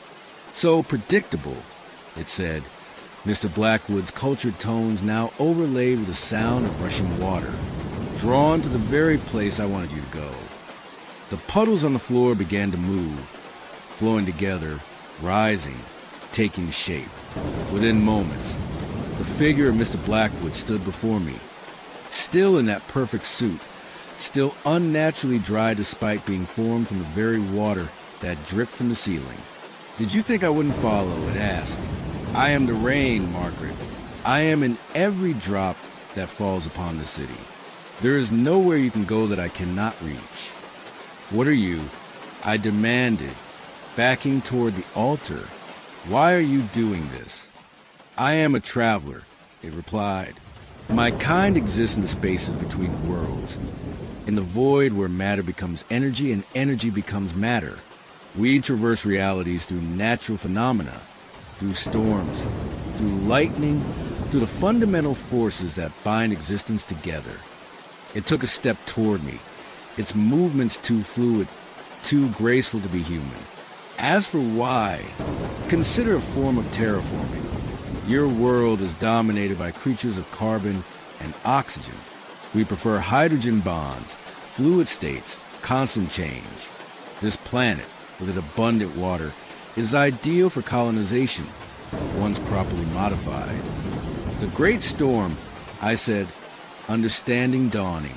That was your first attempt. It inclined its head in acknowledgement. Partial success. I manifested, but incompletely. The priest of this church recognized something unnatural in my form and managed to separate a crucial fragment, binding it with primitive but effective rituals. Without it, I could not maintain cohesion in your atmosphere. I was forced to retreat, to wait, to plan. For 300 years? I asked incredulously. Time moves differently between states of being. What seems an eternity to you is but a moment's patience for my kind. It gestured around at the waterlogged church. And now the conditions are perfect again. Climate change, rising sea levels, increased rainfall. Your own species has been preparing my way without realizing it. It was now just steps away from me, its form rippling with barely contained power. Help me recover my fragment, Margaret. Join me in the transformation. Be among the first to experience the new world we will create. And if I refuse, its face rippled into that too wide smile. Then watch as your city drowns. As every raindrop becomes an extension of my will, entering your people through the water they drink, the air they breathe, transforming them cell by cell into perfect hybrids, water with consciousness, rain in human form. I felt the hard edge of the altar against my back. There was nowhere left to retreat. You'll never find your fragment without me. I bluffed. The parish records don't specify exactly where it's buried. Don't they? The creature extended a hand, and suddenly the black umbrella materialized within its grip. The impossible umbrella that had moved itself from a locked cabinet. Some things are drawn to each other across time and space, like calls to like. It raised the umbrella, pointing the tip toward the floor beneath the altar. The carved bird's head handle began to glow with an unearthly blue light, and I felt a vibration through the stone beneath my feet. Stand aside, Margaret, the creature commanded, or be swept away. In that moment of crisis, a memory surfaced, a detail from the Latin text I had translated. The black figure had been buried cum sigilla eti orations, with seals and prayers. The priests hadn't just hidden the fragment. They had bound it with rituals, sacred words, faith made manifest. I am not a religious person. I was raised Church of England, but had drifted away in adulthood, finding more solace in books than in scripture. But in that moment, facing an entity from beyond our reality, I reached for the only weapon that the priests of 1703 had found effective. Our Father, who art in heaven. I began, the childhood prayer coming back with surprising clarity. Hallowed be thy name. The creature laughed, the sound like water rushing over stones. Primitive superstition will not save you, Margaret. Your species has moved beyond such things. Faith has weakened. The old protections failed. But as I continued the prayer, something changed in the air around us. The water pooling on the floor began to recede from where I stood. The oppressive moisture in the air lessened, making it easier to breathe. Thy kingdom come, thy will be done, on earth as it is in heaven. The creature's form wavered, ripples of disruption moving through its perfect suit, its featureless face. The blue glow from the umbrella handle faltered. Stop, it commanded. But there was uncertainty in its voice now, fragility that hadn't been there before. I pressed my advantage, continuing the prayer with growing confidence. Give us this day our daily bread, and forgive us our trespasses, as we forgive those who trespass against us. The creature lunged forward, abandoning its human pretense, becoming a torrent of dark water that rushed toward me. I stood my ground, the words becoming a shield. And lead us not into temptation, but deliver us from evil. The water struck an invisible barrier inches from my body, splashing harmlessly to the sides. The creature reformed, its shape less defined now, struggling to maintain cohesion. You cannot stop what is coming. It hissed, its voice distorting. The rain will continue. The waters will rise. I have waited centuries. I will wait again if necessary. For thine is the kingdom, the power, and the glory. I continued, stepping forward now, forcing the creature to retreat. Forever and ever. Amen. With the final word, a change rippled through the church. The leaking stopped. The puddles stilled. And outside, audible even through the thick stone walls, the rainfall began to lessen. The creature that had been Mr. Blackwood looked around in confusion, its form becoming increasingly unstable. What have you done? It demanded. In truth, I didn't know. Perhaps the prayer had tapped into the same power the priests had used centuries ago. Perhaps it was simply faith itself, the belief in something stronger than fear, that held power over this entity from between worlds. Leave, I said, my voice steadied and I felt. Return to wherever you came from. This world is not for you to remake. This isn't over, it warned. Its voice now barely comprehensible, a liquid gurgle that barely formed words. The storm cycle accelerates. The barriers between worlds thin. I am but the first. Others will follow. Its form collapsed completely then, becoming a puddle of dark water that rapidly evaporated, leaving only a damp spot on the stone floor. The black umbrella clattered down beside it. Now just an ordinary object. Outside, the rain stopped entirely. That was 3 weeks ago. The floods have receded. Though parts of London remain underwater, the media calls it a once-in-a-century weather event, citing climate change and bad civic planning for the extent of the damage. Only I know the truth. I've spent these weeks researching, digging through historical records beyond the Brompton Archive. I've found scattered accounts throughout history of similar incidents. Periods of unnaturally persistent rainfall followed by reports of strange figures that were never quite human. Black umbrellas appearing in paintings from eras before such items existed. Latin texts describing homines facti ex pluvia, men made of rain. I returned to St. Clement's only once, to find a crew of restoration experts already at work repairing the storm damage. The vicar informed me that they would be replacing the floor around the altar, which had cracked during flooding. Quite remarkable, he said cheerfully. The stone split perfectly down the middle, revealing a small cavity beneath. Empty now, of course, but the conservation team thinks it might have been a reliquary of some sort. Empty. The fragment is gone, released when the floor cracked, likely dissolved back into whatever essence the creature was composed of. And the black umbrella? I destroyed it. Broke the frame, shredded the canopy, buried the pieces in separate locations across the city. Perhaps it was just an umbrella in the end.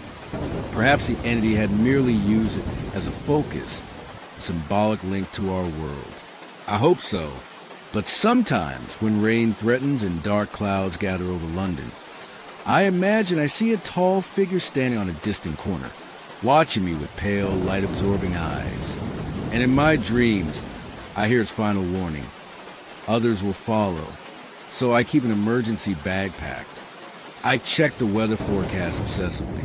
And whenever rain is predicted, I stay indoors, doors locked, curtains drawn. Because some storms bring more than water. Some bring visitors from the spaces between worlds, wearing human shapes like ill-fitting suits. Watching, waiting for the right conditions to transform our world into theirs. Listen to the rain tonight. Really listen. Is it falling in random patterns, as nature intended? Or can you hear a rhythm, a purpose in its patter against your window? And if you must go out in the rain, beware of strangers who remain perfectly dry amidst the downpour. Beware of black umbrellas that seem to swallow light rather than reflect it. Above all, beware of pale, colorless eyes that watch you with ancient hunger from ordinary faces. For not all rain falls from natural clouds, and not all who walk among us began their journey in this world.